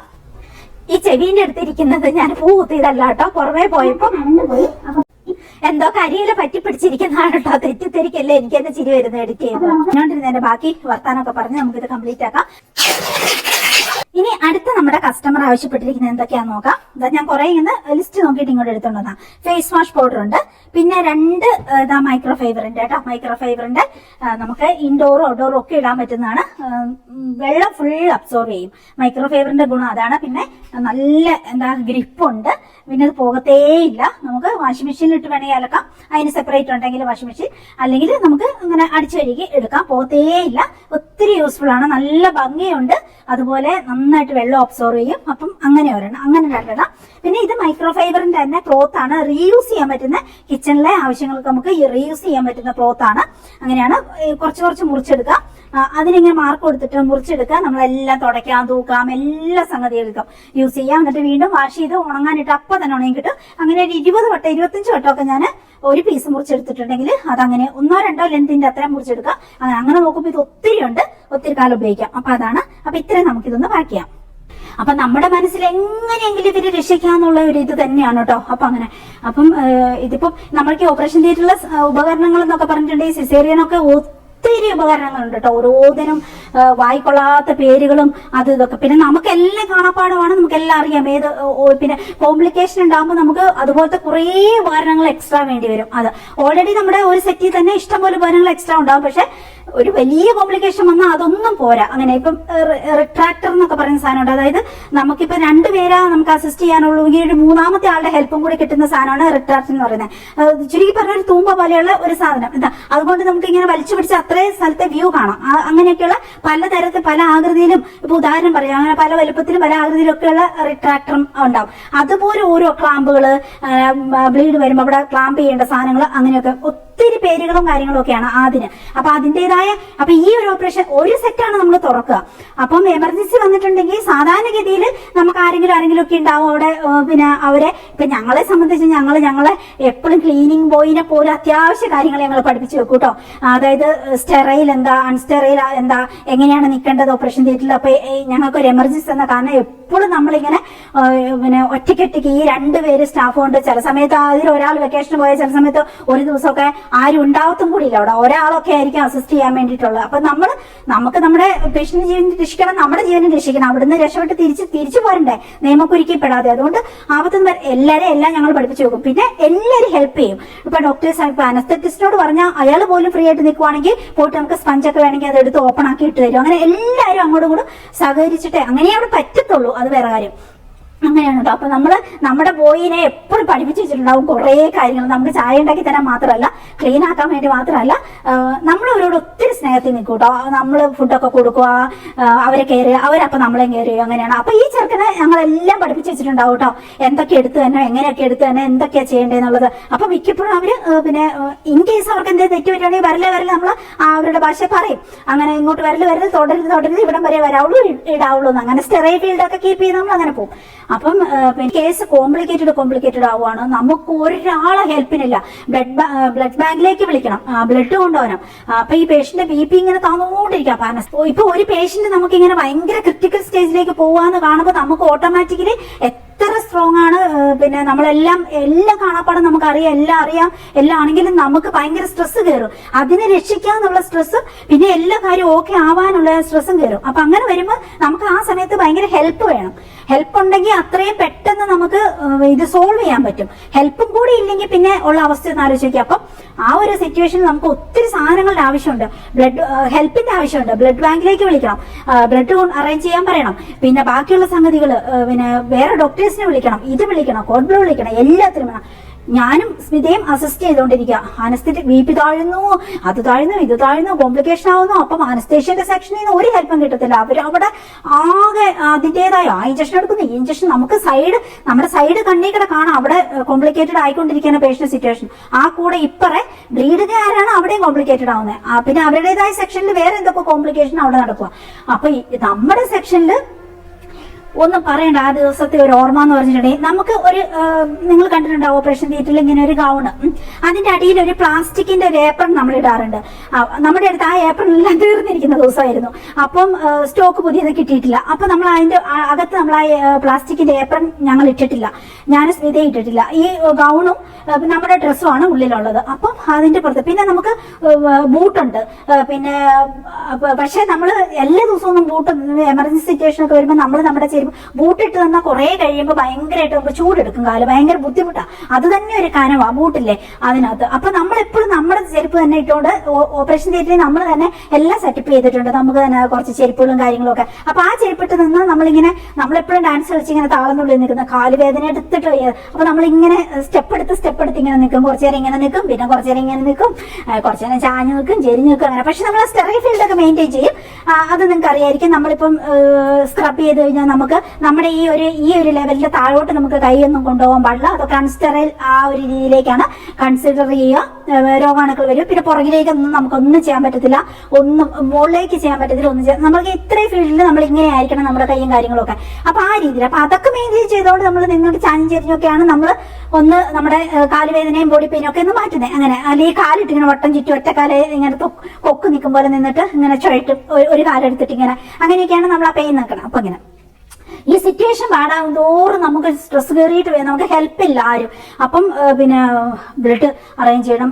പിന്നെ ഈ സ്പഞ്ച്, സാധാരണ ഒരു കേസിന് ഇപ്പം നമ്മൾ സ്പഞ്ച് എന്ന് പറയുന്നത് അറിയാലോ, ഇങ്ങനെ ചോരയൊക്കെ ഒപ്പാൻ വേണ്ടിയിട്ട് നമ്മൾ എടുക്കുന്ന സാധനമാണ് സ്പഞ്ച് എന്ന് പറയുന്നത്. സ്റ്റെറൈലാക്കി നമ്മൾ വെച്ചേക്കുമായിരിക്കും. ഇപ്പൊ ഒരു കേസിന് നമ്മൾ നോർമലി ഒരു ബോക്സിൽ 5 സ്പഞ്ച് ഉണ്ടാവും. അതേപോലത്തെ 2 സ്പഞ്ച് 10 സ്പഞ്ച് പൊട്ടിച്ചാൽ നമുക്ക് ഒരു നോർമൽ കേസിന് ഓക്കെയാണ്. പിന്നെ സിസേറിയൻ ആകുമ്പോൾ നമ്മൾ 4 സ്പഞ്ച് ഇട്ട് വെച്ചേക്കും, 20 സ്പഞ്ച്. അപ്പം പിന്നെ എന്നിട്ട് നമ്മൾ ലാസ്റ്റ് കേസ് കഴിയുമ്പോൾ നമ്മളെല്ലാം കുത്തിയിരുന്ന് നിലത്തിരുന്ന് നമ്മൾ എണ്ണും. പേഷ്യന്റ് വയറ്റിലൊന്നും പോയിട്ടില്ല, ഓരോ ഇൻസ്ട്രുമെന്റ് വേണം, ഓരോ സ്പഞ്ച് വേണം. പിന്നെ ബോസ് എന്ന് പറയുന്ന ചെറിയ പീസ് ഉണ്ടാവും, അത് വേണം. അത് നമ്മൾ 5 ആദ്യം ക്ലീൻ ആക്കാൻ വേണ്ടി എടുക്കുന്ന. അപ്പൊ അതെല്ലാം കുത്തിയിരുന്ന് നമ്മൾ നിലത്തിരുന്ന് എണ്ണും. വേസ്റ്റ് ചോരയൊക്കെ വീഴുന്ന വേസ്റ്റ് ബക്കറ്റിലേക്ക് ഇട്ടിട്ടുണ്ടാവും. ലാസ്റ്റ് നമ്മൾ എടുത്ത് ഗ്ലൗസ് ഇട്ട കൈ കൊണ്ട് എടുത്ത് നിലത്ത് വെച്ച് എണ്ണി ബോധ്യപ്പെട്ട് പരസ്പരം എണ്ണി കാണിച്ചിട്ട് അങ്ങനെയാണ് നമ്മൾ അതിന്റെ ക്ലോസിംഗ് പ്രൊസീജിയർ. അങ്ങനെ അത് നിയമവും അങ്ങനെ തന്നെയാണ്, നമ്മുടെ സേഫ്റ്റിക്ക് അങ്ങനെ ചെയ്യണം. പിന്നെ ഓരോ ഇൻസ്ട്രുമെന്റ് നമ്മൾ എണ്ണും.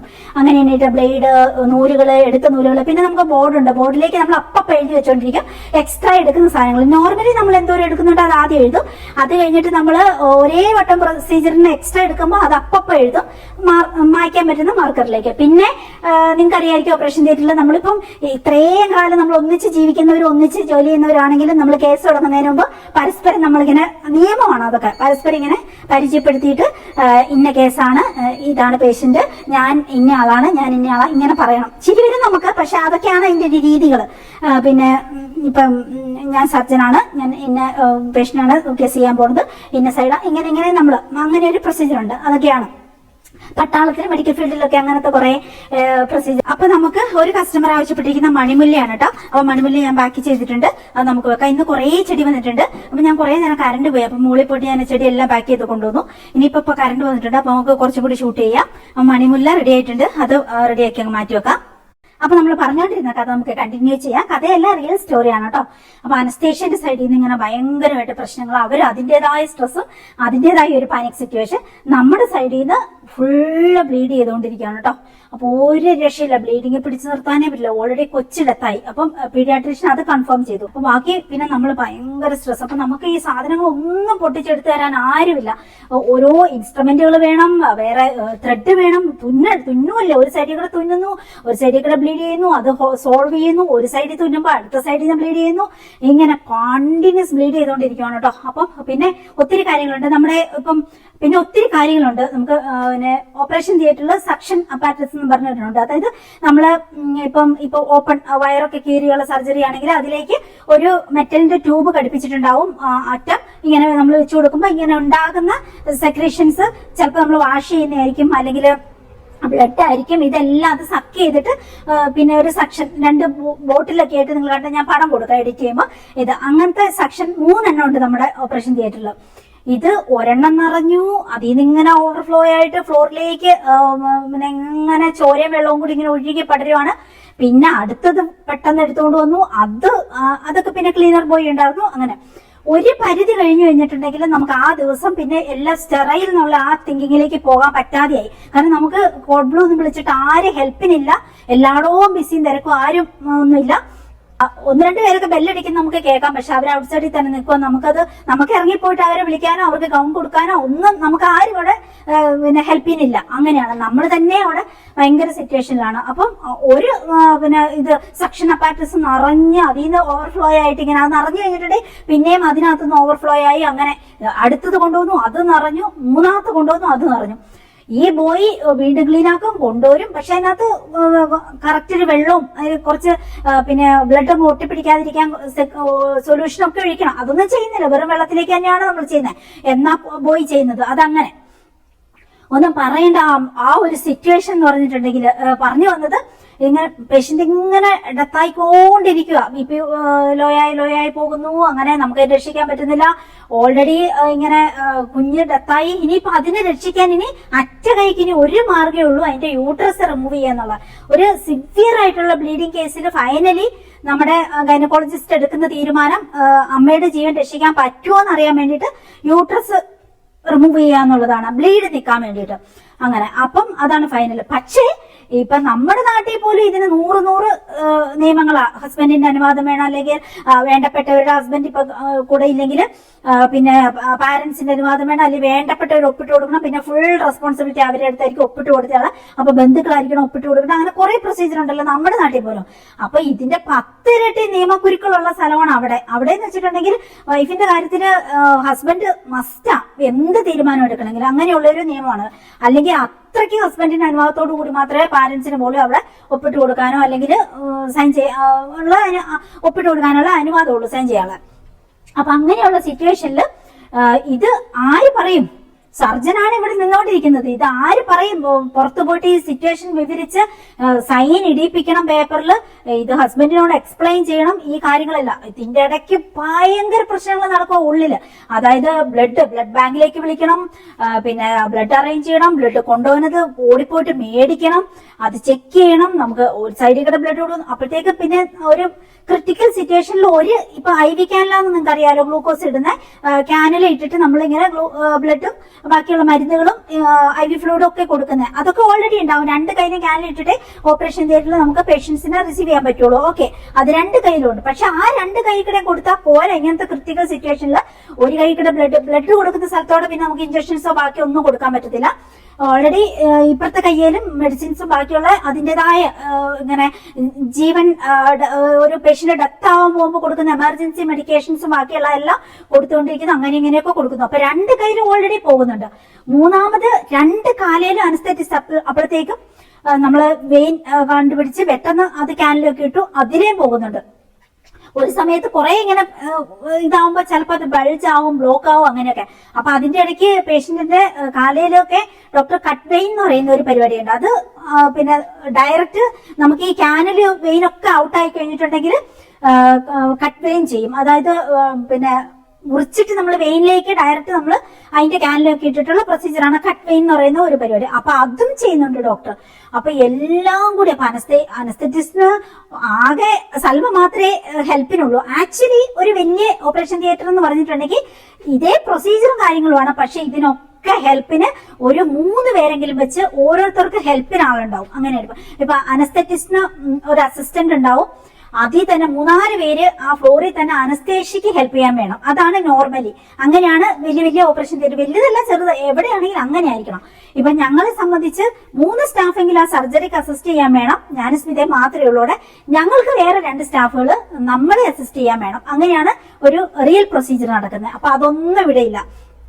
2 ക്ലീനർ ബോയ്സ്, 2 ക്ലീനർ എങ്കിലും വേണം ഓരോ OT-യിൽ. അതില്ല അവിടെ. ഒരു വശം ഇതൊരു വശം എല്ലായിടത്തും ഷോർട്ടേജ്, ആരുമില്ല. ആകെ അനസ്തെറ്റിസ്റ്റും അതിന്റെ സൽമയും ഞങ്ങൾ 2 പേരും ഡോക്ടറും ഉണ്ട്. ഈ ബോയിനെ കൊണ്ട് ഒരുപാട് ഒന്നും നമുക്ക് അവരെ കൊണ്ട് ഹെൽപ്പ് കിട്ടത്തില്ല. കാരണം അവർക്ക് മെഡിക്കൽ ഫീൽഡുമായിട്ട് ഒരു ബന്ധമില്ല. ക്ലീനിങ്ങിന് വന്നിരിക്കുന്ന അവർക്ക് നമ്മൾ പറയുന്ന സംഗതികൾ പോലും മനസ്സിലാവത്തില്ല. ഇപ്പം സിസേറിയന്റെ സെറ്റ് തുറന്നു, അത് തീർന്നു. അടുത്തത് CS-ന്റെ സെറ്റ് എടുത്തോണ്ട് പോവാന്ന് പറഞ്ഞിട്ടുണ്ടെങ്കിലും സിസേറിയന്റെ ഷോർട്ട് ഫോം ആ CS-ന്റെ സെറ്റ് എടുക്കുന്നതെന്ന് എവിടെയെന്ന് അവർ ചോദിക്കത്തുള്ളൂ. കുറെയൊക്കെ ഞങ്ങൾ പഠിപ്പിച്ചിട്ടുണ്ട്. അതൊക്കെ ലാപ്രോട്ടമീന്റെ സെറ്റ് എടുക്കുന്ന പറഞ്ഞാൽ അവർക്കൊന്നും മനസ്സിലാകത്തില്ല. അതിലും കൂടുതൽ ഇൻസ്ട്രുമെന്റ് ഉള്ള വലിയ വലിയ ഇൻസ്ട്രുമെന്റ് ഉള്ള സാധനമാണ് ലാപ്രോട്ടമി ചെയ്യുമ്പോൾ നമ്മൾ, അതായത് ഓപ്പൺ വയറ് ഫുള്ള് കീറിയിട്ടുള്ള സർജറിയാണ്. ലാപ്രോട്ടമിന്റെ സെറ്റ് എടുക്കുക എന്ന് പറഞ്ഞിട്ടുണ്ടെങ്കിൽ പെട്ടെന്ന് അവർക്ക് അത് മനസ്സിലാകത്തില്ല. അങ്ങനെ ഒന്നും പറയണ്ട. അപ്പൊ പിന്നെ അറ്റ കൈക്ക് നമുക്ക് എന്താ ചെയ്യാൻ പറ്റുക? സ്റ്റെറൈൽ എന്നുള്ള ആ ഒരു ചിന്തയൊക്കെ മനസ്സിൽ നിന്ന് കളഞ്ഞിട്ട് എങ്ങനെ ജീവൻ രക്ഷിക്കാൻ, ജീവൻ രക്ഷിച്ചിട്ടല്ലേ പഴുക്കോ പുഴുക്കോ എന്നൊക്കെ ചെയ്യുന്ന അടുത്ത സ്റ്റെപ്പ്. അപ്പൊ അങ്ങനെയുള്ള ഒരു സമയത്ത് നമ്മൾ സ്റ്റെറൈലിനൊന്നും അന്ന് പ്രാമുഖ്യം കൊടുക്കാൻ നമുക്ക് പറ്റത്തില്ല. അപ്പൊ എന്ത് ചെയ്യും നമ്മള്? സ്മിത എന്റെ കൂടെയുള്ള പാവം, അവള് ഭയങ്കര ഹാർഡ് വർക്ക് ചെയ്യുന്ന കുട്ടിയാണ് കേട്ടോ. ഓൾറെഡി ഫുഡ് കഴിക്കാൻ അവള് വന്നേക്കുന്നത്. അപ്പൊ ഈ ബ്ലഡ് എന്ന് വെച്ചാല് പറഞ്ഞു വന്നത്, നമ്മൾ ഓപ്പറേഷൻ തിയേറ്റർ എന്ന് പറയുന്നത് നമ്മുടെ ഈ ഹാളിന്റെ അത്രയുള്ള ആ സർജറി ചെയ്യുന്ന റൂം. ഇപ്പൊ ഈ ഒരു ഹാൾ, ഇത് 900 സ്ക്വയർ ഫീറ്റ് ആണ് നമ്മുടെ ഈ ഹാള്. അപ്പൊ ഇതിലും ഇച്ചിരി വലുതാണ്. അപ്പൊ ഈ ഇത്രയും വലിയ ആ ഒരു ഓപ്പറേഷൻ തിയേറ്ററിലെ ഹാളിലേക്ക് ബ്ലഡ് പടർന്നൊഴുകിയിട്ട്, ബ്ലഡ് നിങ്ങൾ ശ്രദ്ധിച്ചിട്ടുണ്ടോ? ഇച്ചിരി പടർന്നൊഴുകിയാൽ തന്നെ ഭയങ്കര ഒരു ഭീകരാന്തരീക്ഷമായിരിക്കും. അപ്പം കുറെ നേരം കഴിഞ്ഞ് കഴിയുമ്പോൾ നമ്മൾ ശരിക്കും പറഞ്ഞിട്ടുണ്ടെങ്കിൽ സർജറിക്ക് നമ്മൾ അസിസ്റ്റ് ചെയ്ത് നോക്കുമ്പോൾ ഒരു സമയത്ത് നമ്മൾ വേറെ രീതിയിലേക്ക് നമ്മുടെ മനസ്സ് ചിന്തകൾ കൊണ്ടുപോയിട്ടുണ്ടെങ്കിൽ പിന്നെ നമ്മൾ അപ്പം തലറിഞ്ഞു വീഴും. എനിക്ക് മനസ്സിലായിട്ടുള്ളൂ. ഇത്രയും കാലം ഞാൻ ഓൾറെഡി 16 വർഷം അവിടെ നിന്നിട്ടുണ്ട് ഓപ്പറേഷൻ തിയേറ്ററിൽ. പിന്നെ ഞാൻ 5 വർഷം നാട്ടിൽ നിന്നിട്ടുണ്ട്. അപ്പൊ ഒരു 16-5 ഇത്രയും വർഷത്തെ എക്സ്പീരിയൻസ് ഞാൻ പറയുക. നമ്മളെപ്പോഴും ഒരു വേറെ ഒരു രീതിയിൽ ഒരു ചിന്തയിൽ നിൽക്കുന്നെങ്കിൽ നമുക്ക് തലയിറങ്ങത്തില്ല, കുഴപ്പമൊന്നും വരത്തില്ല. പക്ഷെ നമ്മുടെ ഇപ്പൊ ഉദാഹരണം പറഞ്ഞാൽ നമ്മുടെ ഏറ്റവും പ്രിയപ്പെട്ട ഒരാളാണ് സർജറിക്ക് ടേബിളിൽ കിടക്കുന്നെങ്കിൽ നമുക്ക് തലയിറങ്ങും. അതാണ് നമുക്ക് താങ്ങാം. ആ ബ്ലഡും ആ സീനുകളും കാണുമ്പോൾ നമുക്ക് തലയിറക്കാൻ തുടങ്ങും. അത് നമുക്ക് ചിലപ്പോൾ താങ്ങിക്കൊള്ളണമെന്നില്ല. ഇതിപ്പോ നമ്മൾ മെഡിക്കൽ ഫീൽഡാണ്, നമ്മൾ ഇത്രയും ഹാൻഡിൽ ചെയ്യുന്നുണ്ട് ഇങ്ങനത്തെ കേസുകൾ. അതുകൊണ്ട് നമുക്ക് അതിന്റെ ഒരു മെന്റൽ സ്ട്രെങ്തും ഒരു ബ്രെയിൻ പവറും നമുക്കുണ്ട്. ഓക്കെ, എന്നാൽ പോലും ഒരു പരിധി കൂടുതൽ കഴിഞ്ഞു കഴിഞ്ഞാൽ നമ്മുടെ ചിന്ത മാറിയിട്ടുണ്ടെങ്കിൽ, അതായത് ഒരു മനുഷ്യ ശരീരത്തിൽ നിന്നുള്ള ചോരയിൽ കുളിച്ച് നിൽക്കുവാണ് നമ്മളെന്നുള്ള ആ ചിന്തയിലേക്ക് വന്നു കഴിഞ്ഞിട്ടുണ്ടെങ്കിൽ നമുക്ക് ചിലപ്പോൾ നമ്മുടെ ചിന്തകളെല്ലാം നമുക്ക് വിറയ്ക്കാൻ തുടങ്ങും, അല്ലെങ്കിൽ നമുക്ക് പിന്നെ ബ്രെയിൻ ഒരു ഫോഗ് പോലെ വരാൻ തുടങ്ങും, അല്ലെങ്കിൽ നമുക്ക് തല ഇറങ്ങാൻ തുടങ്ങും. അങ്ങനെ സിറ്റുവേഷനിലേക്ക് പോകും. അപ്പൊ നമ്മൾ അത്രയും ഈ ഒരു സിറ്റുവേഷനിൽ നമ്മൾ അതൊന്നും ശ്രദ്ധിക്കുന്നില്ല. കാരണം സത്യം പറയുകയാണ് കൂട്ടുകാരെ, ആ ഓപ്പറേഷൻ തിയേറ്റർ ഫുൾ ചോര കളവായി. ആ ഫ്ലോർ മൊത്തം ആ പേഷ്യന്റ് ശരീരത്തിൽ നിന്ന് ഒഴുകിയിറങ്ങുന്ന ചോരയല്ല, ഈ സക്ഷൻ അപ്പാരറ്റസും, പിന്നെ നമ്മൾ സക്ഷൻ ചെയ്യുന്നു, വാഷ് കൊടുക്കുന്നു. ഈ ബ്ലീഡ് ചെയ്തുകൊണ്ടിരിക്കുമ്പോൾ നമുക്ക് അവിടെ തുന്നാൻ പറ്റത്തില്ല. അത് നമുക്ക് അപ്പൊ അവിടെ വാഷ് കൊടുക്കുന്നുണ്ട്. അപ്പൊ ആ വെള്ളം എല്ലാം കൂടി ഒഴുകിയിറങ്ങുന്നുണ്ട്. പിന്നെ ഒരു പരിധി കഴിയുമ്പം എല്ലാം എന്താ പറയാ, ഈ ചോരയും വെള്ളവും എല്ലാം കൂടിയായിട്ട് ഇങ്ങനെ പരിധി വിട്ട ആ ഫ്ലോറ്. പിന്നെ ഓരോ സ്പഞ്ച് എടുക്കുന്നു, പൊട്ടിക്കുന്നു, അത് ബ്ലഡ് കുതിരുന്നു. അത് നമ്മള് പിന്നെ എണ്ണാനൊന്നും പറ്റത്തില്ല. എന്നുവെച്ചാൽ ബക്കറ്റിലേക്ക് നമ്മളൊരു കറക്റ്റായിട്ട് സ്പഞ്ചൊക്കെ ഇടുന്നൊരു ബക്കറ്റ് ഉണ്ട്. ആ ബക്കറ്റിലേക്കൊന്നും നമുക്ക് എറിയാനേ പറ്റത്തുള്ളൂ. നമുക്ക് ആ ബക്കറ്റിലേക്ക് കറക്റ്റൊന്നും ഇടാനൊന്നും പറ്റത്തില്ല. എണ്ണലൊക്കെ ലാസ്റ്റ്. ഓക്കെ, നമുക്ക് നിലത്തുനിന്ന് വാരിക്കൂട്ടി എണ്ണാലോ ഓപ്പറേഷൻ തിയേറ്ററിലെ. അപ്പൊ നമ്മൾ എറിയുക നമ്മള് ഈ സ്പഞ്ച് ചോരയിൽ മുങ്ങുന്നു, ചോരയിൽ വെള്ളത്തിൽ മുങ്ങുന്നു, അത് എറിഞ്ഞിട്ട് അടുത്ത് എടുക്കുന്നു, അങ്ങനെ. ഇതിന്റെ ഇടയ്ക്ക് ബ്ലഡ് ബാങ്കിലേക്ക് വിളിക്കണം, ബ്ലഡ് അറേഞ്ച് ചെയ്യണം, ബ്ലഡിനുള്ള പ്രത്യേക പിന്നെ ട്യൂബുകളെല്ലാം കണക്ട് ചെയ്യണം, അത് ചെക്ക് ചെയ്യണം, അത് ഇടണം. ഇതിനൊക്കെ ഈ ഇറങ്ങിയിട്ട് ഇത് ചെയ്യാൻ നമുക്ക് കൂടെ ആരുമില്ലല്ലോ. അപ്പം ഞാന് ഡോക്ടറുടെ കൂടെ നിൽക്കുന്ന പാവസ്മിത, ഇവൾ ഓരോ വട്ടവും ഗ്ലൗസ് വലിച്ചൂരും, അത് കഴിഞ്ഞിട്ട് ഓടിപ്പോയി ഫോൺ വിളിക്കും ബ്ലഡ് ബാങ്കിലേക്ക്. അപ്പൊ ബ്ലഡ് 1, 2, 3 ഇങ്ങനെ കൊണ്ടുവന്നോണ്ടിരിക്കുകയാണ്. അത് അറേഞ്ച് ചെയ്യുക, അത് കൊണ്ടുവരിക, അത് പിന്നെ പെട്ടെന്ന് അത് കണക്ട് ചെയ്യുക, ഇടുക. അപ്പോഴത്തേക്കും ഈ സൽമയ്ക്കും അനസ്തറ്റിസ്റ്റിനും അവിടെയും കുറെ ഹെൽപ്പ് കിട്ടേണ്ട ആവശ്യമുണ്ട്. നാർക്കോട്ടിക്കുകൾ പലതും എടുക്കണം. ഡോക്ടർക്ക് ഇത് എറിഞ്ഞിട്ട് ഡോക്ടറെ അടുത്ത് കീ ഉണ്ടെങ്കിലും അതെടുത്ത് ഓടി പോയിട്ട് തുറക്കാൻ പറ്റത്തില്ലല്ലോ. അങ്ങനെ അപ്പം നാർക്കോട്ടിക് കീ ഒക്കെ ഞാൻ സത്യം പറഞ്ഞാൽ പോക്കറ്റിൽ നിന്നൊക്കെ എടുത്തിട്ട് ആരെങ്കിലും ഒക്കെ എടുത്ത് തുറന്നോട്ടെ എന്നായിരുന്നു. ഏരെങ്കിലും ഒക്കെ എടുത്ത്, ഈവൻ ക്ലീനർ ആണെങ്കിലും തുറന്നിട്ട് അങ്ങനെ എടുക്കട്ടെ എന്നുള്ള, എടുത്തോണ്ട് വരട്ടെ ബോക്സ്, അങ്ങനെയുള്ള രീതിയിലേക്ക് പോയി. അതിലൊക്കെ എന്തെങ്കിലും ഒന്ന് പൊട്ടിപ്പോവോ കുറവോ ചെയ്താൽ എന്റെ ജീവിതം അവിടെ തീരും. അങ്ങനെയാണ്. അപ്പൊ അങ്ങനെയൊക്കെ എന്ത് ദൈവം. അപ്പൊ സ്മിത അന്ന് സ്ട്രഗിൾ ചെയ്ത് അത്രയും സ്മിത ജീവിതത്തിൽ ഒരിക്കലും സ്ട്രഗിൾ ചെയ്തിട്ടുണ്ടാവില്ല. ഞാൻ അറ്റ്ലീസ്റ്റ് ഞാൻ അവിടെ നിന്നുകൊണ്ട് പിന്നെ ഡോക്ടറുടെ കൂടെ മെന്റൽ സ്ട്രെസ് കൊണ്ട് എല്ലാം കൊണ്ട് ഹെൽപ്പ് ചെയ്യണം. അതിൻ്റെതായ ടെൻഷൻ ഉണ്ടെങ്കിലും സ്മിത പാവം ഒരേ വട്ടം ഗ്ലൗസ് വലിച്ചൂരി എറിഞ്ഞിട്ട് അവള് പിന്നെ ഓടിപ്പോയി അത് ചെയ്യും ഇത് ചെയ്യും, അതെടുത്തോണ്ട് വരും ഇതെടുത്തോണ്ട് വരും, വേറെ കുറെ ഇൻസ്ട്രുമെന്റുകൾ പൊട്ടിച്ചിടും. അങ്ങനെ ത്രെഡ്, തുന്നാനുള്ള ത്രെഡുകൾ ഒരേ വട്ടം. ഇതൊന്നും ബോയ്ക്ക് പറഞ്ഞാൽ മനസ്സിലാവില്ല. ഇന്ന സൈസ്, ഇന്ന ത്രെഡ് എടുക്കുക എന്നൊക്കെ പറഞ്ഞിട്ട് അതെല്ലാം അവൾ എടുത്തരും. പിന്നെ അവൾ ഓടി വന്ന് വീണ്ടും ഗ്ലൗസ് ഇട്ട്. അപ്പൊ സ്റ്റെറയിൽ നിന്നും നമുക്ക് ചിന്തിക്കാനേ പറ്റത്തില്ല. വീണ്ടും സ്ക്രബ് ചെയ്യുക, സ്റ്റെറയിൽ നിന്നും അവൾ അടുത്ത ഗ്ലൗസ് വേഗം വലിച്ചു കയറ്റിട്ടിട്ട് വേഗം പിന്നെ ഞങ്ങളെ കുറെ നേരം ഹെൽപ്പ് ചെയ്യും, പിന്നെ ഇറങ്ങി ഓടും. അങ്ങനെ ബ്ലഡ് ഇടും എന്ന് പറയണ്ട. പേഷ്യന്റ് നിയർ ടു ഡെത്ത് എന്നുള്ള സ്റ്റേജിലേക്ക് ആയപ്പോഴത്തേക്കും ഇനി ചെയ്യാൻ പറ്റുന്ന എന്താ, ഹസ്ബൻഡിന് അനുവാദം ഇല്ലാതെ നമ്മൾ യൂട്രസ് റിമൂവ് ചെയ്യാന്നുള്ളതാണ്. അപ്പൊ ഫൈനലി ഡോക്ടർ പറഞ്ഞു, പിന്നെ ഞങ്ങളോട് പറഞ്ഞു, പിന്നെ ബിന്ദു സ്മിത ഞാൻ യൂട്രസ് റിമൂവ് ചെയ്യാം, നമുക്ക് വേറെ ഒന്നും ചെയ്യാൻ പറ്റില്ല. അനസ്തെറ്റിസ്റ്റിനോട് പറഞ്ഞു നമുക്കത് ചെയ്യാൻ പറ്റുള്ളൂ. അതും കൂടി കേട്ടതോടെ പേടിയായിട്ട് വയ്യ. എന്റെ ശരിക്കും പറഞ്ഞാൽ അപ്പോഴാണ് ഞാൻ വിറയ്ക്കാൻ തുടങ്ങിയത്. അതുവരെ ഞാൻ പിടിച്ചു നിൽക്കുമായിരുന്നു. ഇനിയിപ്പോ തീർന്നു, നമ്മുടെ ലൈഫ് തീർന്നു. കാരണം ഹസ്ബൻഡിന് അനുവാദം ഇല്ലാതെ ഒരു ആദ്യത്തെ കുഞ്ഞാണ്, കുഞ്ഞിടത്തായി. പിന്നെ ഒരു ഭാര്യയുള്ള അയാൾക്ക്. അപ്പൊ ആ ഭാര്യയുടെ യൂട്രസ് റിമൂവ് ചെയ്യാന്ന് വെച്ചാൽ അതും ഹസ്ബൻഡിന് അനുവാദം ഇല്ലാതെ. ഇതൊക്കെ എക്സ്പ്ലെയിൻ ചെയ്ത് അയാളെ സൈൻ മേടിച്ച് ഇതൊന്നും ചെയ്യാൻ പറ്റത്തില്ല. അപ്പൊ ഡോക്ടർ പറഞ്ഞു, പിന്നെ ഡോക്ടർമാർക്ക് അടുത്ത തീരുമാനം എടുക്കും ഇങ്ങനെ ഫൈനലി. അങ്ങനെ എടുക്കാൻ നമ്മുടെ നാട്ടിലൊക്കെ അനുവാദമുണ്ട്, ഫൈനലി നമുക്ക് ആ തീരുമാനം എടുക്കാം. പക്ഷെ അവിടുത്തെ നിയമക്കുരുക്കാണ്. നിയമക്കുരുക്കിന്റെ അപ്പുറം ഇത് നമുക്ക് പ്രൂവ് ചെയ്യാൻ പറ്റിയാൽ നമ്മൾ രക്ഷപ്പെടും. ഓക്കെ, ഡോക്ടർക്കും സ്റ്റാഫിനും പ്രശ്നമൊന്നും വരത്തില്ല, കോടതിയുടെ. പക്ഷെ കോടതിയിൽ ഈ കേസ് തീർന്നു വരുമ്പോഴത്തേ 3 വർഷമൊക്കെ എടുക്കും. അപ്പൊ അത്രയും കാലം നമുക്ക് നാട്ടിൽ പോകാൻ പറ്റത്തില്ല. ഈ കേസ് പ്രശ്നങ്ങള്, അത് കഴിഞ്ഞിട്ട് ഡോക്ടേഴ്സിന് ഈ നമ്മുടെ അടുത്ത തെറ്റ്, നമ്മൾ ചെയ്ത തെറ്റാന്ന് തോന്നിയാൽ നമ്മളെ ശിക്ഷിക്കും. നമ്മൾ അതിനുള്ള പണിഷ്മെന്റ് ഏറ്റെടുത്തേ പറ്റത്തുള്ളൂ. ഇനിയിപ്പോ അങ്ങനെ അല്ലെങ്കിൽ തന്നെ ഇത് സമയം, ഇത് അത്രയും കാലം നമുക്ക് വെക്കേഷൻ വരാൻ പറ്റത്തില്ല. ഇതൊക്കെയാണ്. ഇനി ഇൻ കേസ് ഇപ്പം ഈ യൂട്രസ് റിമൂവ് ചെയ്ത് കഴിഞ്ഞിട്ട് ഈ പേഷ്യന്റ് ഡെത്ത് ആയാലും ആ സിറ്റുവേഷൻ ഒന്ന് ആലോചിച്ച് നോക്കിയേ. കുഞ്ഞ് ഡെത്തായി, യൂട്രസ് റിമൂവ് ചെയ്തു, പേഷ്യന്റ് ഡെത്തായി, ഇതിന്റെയൊക്കെ കോൺസിക്വൻസ് എന്തായിരിക്കും, എങ്ങനെയായിരിക്കും അവരുടെ റിയാക്ഷൻ? ഇതൊക്കെ നമുക്ക് പേടിയാണ്.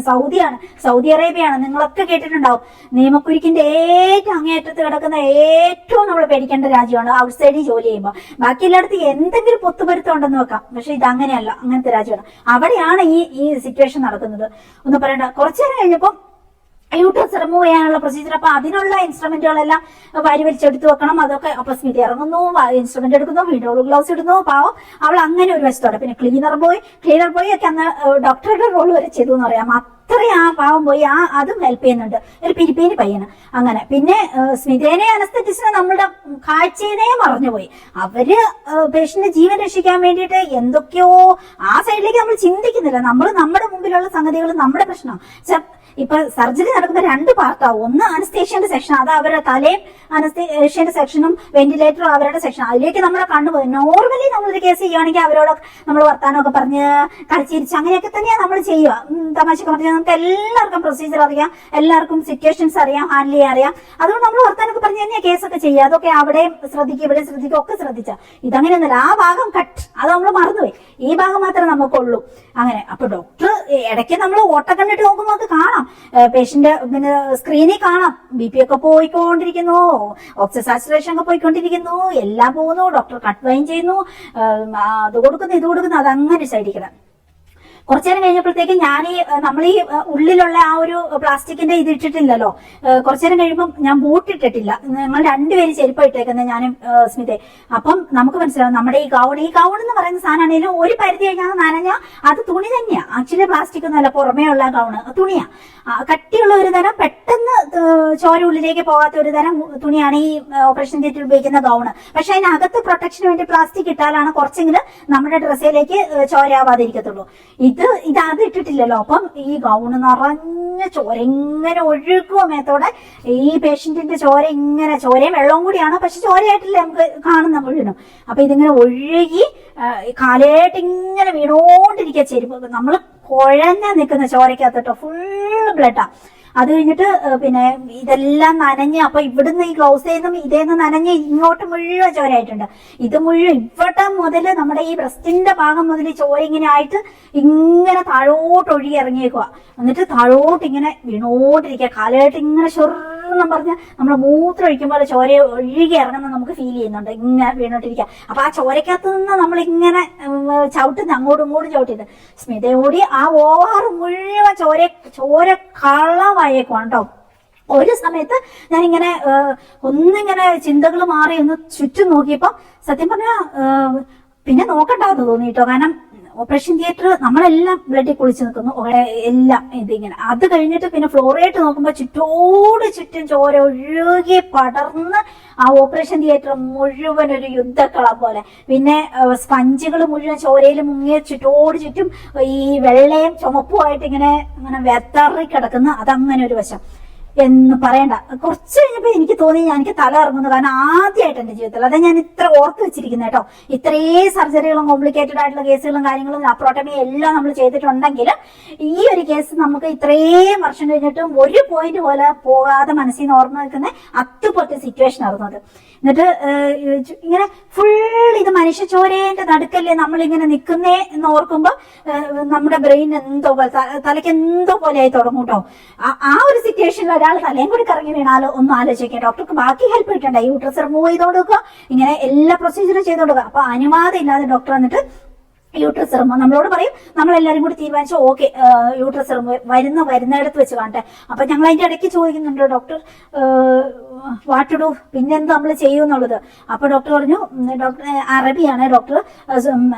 ഡോക്ടർ പറഞ്ഞു എല്ലാം ദൈവം നോക്കിക്കോളും, നമ്മൾ ഇതിലൊരു തെറ്റും ചെയ്യുന്നില്ല, അപ്പൊ എല്ലാം ദൈവം നോക്കിക്കോളും, ദൈവത്തെ വിശ്വസിച്ച് നമ്മൾ ഇത് ചെയ്യാന്നുള്ളത് ഈ രോഗിയെ നമുക്ക് രക്ഷിക്കാൻ പറ്റുമെന്ന് അറിയാനുള്ളൂ. എല്ലാം അതിന്റെ ഇടയ്ക്ക് പറഞ്ഞ് അപ്പൊ തന്നെ പ്രൊസീജിയർ ചെയ്തോണ്ടിരിക്കുന്നതിന്റെ ഇടയ്ക്ക്. അപ്പൊ നമുക്ക് ബാക്കി എന്തും വരട്ടെ, don't worry Bindu Smitha, don't worry, ഞാനുണ്ട്, ദൈവമുണ്ട്, ഇങ്ങനെ പറഞ്ഞിട്ട് ഇങ്ങനെ നമ്മള് കേസ് സ്റ്റാർട്ട് ചെയ്തു. യൂട്രസ് റിമൂവ് ചെയ്തു.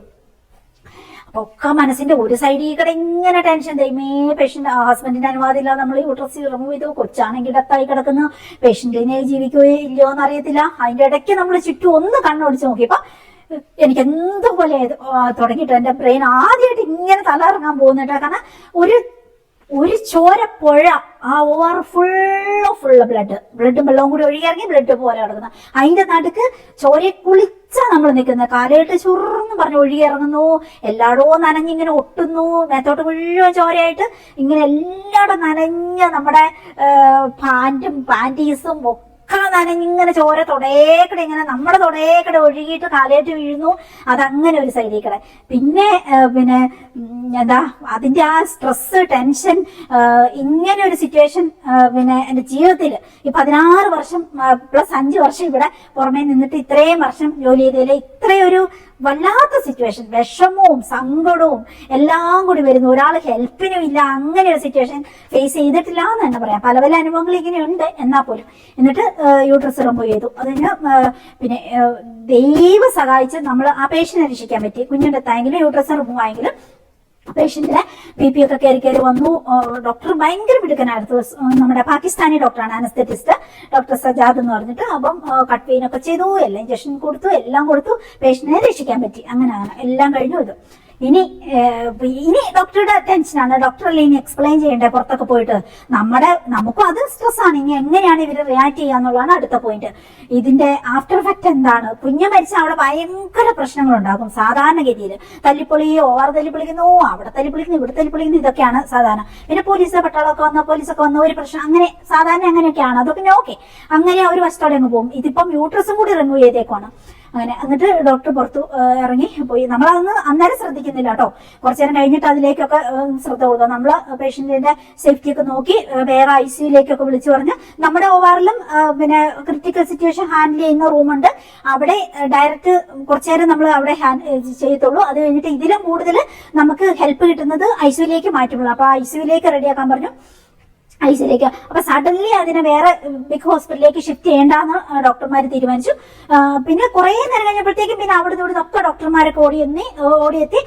മറ്റേ ഡോക്ടർക്ക് എല്ലാം കഴിഞ്ഞപ്പോഴത്തേക്ക്, ഏകദേശം പ്രൊസീജിയർ കഴിഞ്ഞപ്പോഴത്തേക്കും സർജനൊക്കെ ഓടിയെത്തി. അങ്ങനെ എല്ലാവരും പിന്നെ OR നിറച്ച ആൾക്കാരും ബഹളവും അതിൻ്റെതായ ഒരു കുറച്ചൊരു പീസ്ഫുൾ സിറ്റുവേഷൻ ആയിട്ടോ. എന്നിട്ട് പിന്നെ നമ്മൾ ICUയിലേക്കൊക്കെ പേഷ്യന്റിനെ മാറ്റാനും ഒക്കെയുള്ള ഇവിടുന്ന് ഒരു മണിക്കൂർ 1.5 മണിക്കൂർ കഴിയുമ്പോൾ നമുക്ക് ICUയിലേക്ക് മാറ്റാനുള്ള സെറ്റപ്പ് ഒക്കെ ചെയ്തു. പിന്നെ അവിടുന്ന് പിന്നെ അതിനെ വലിയ ഹോസ്പിറ്റലിലേക്ക് കൊണ്ടുപോകാനുള്ള ഇതുമൊക്കെ ചെയ്തു. അങ്ങനെ ആ ഒരു രീതിയിലേക്ക് അതങ്ങനെ.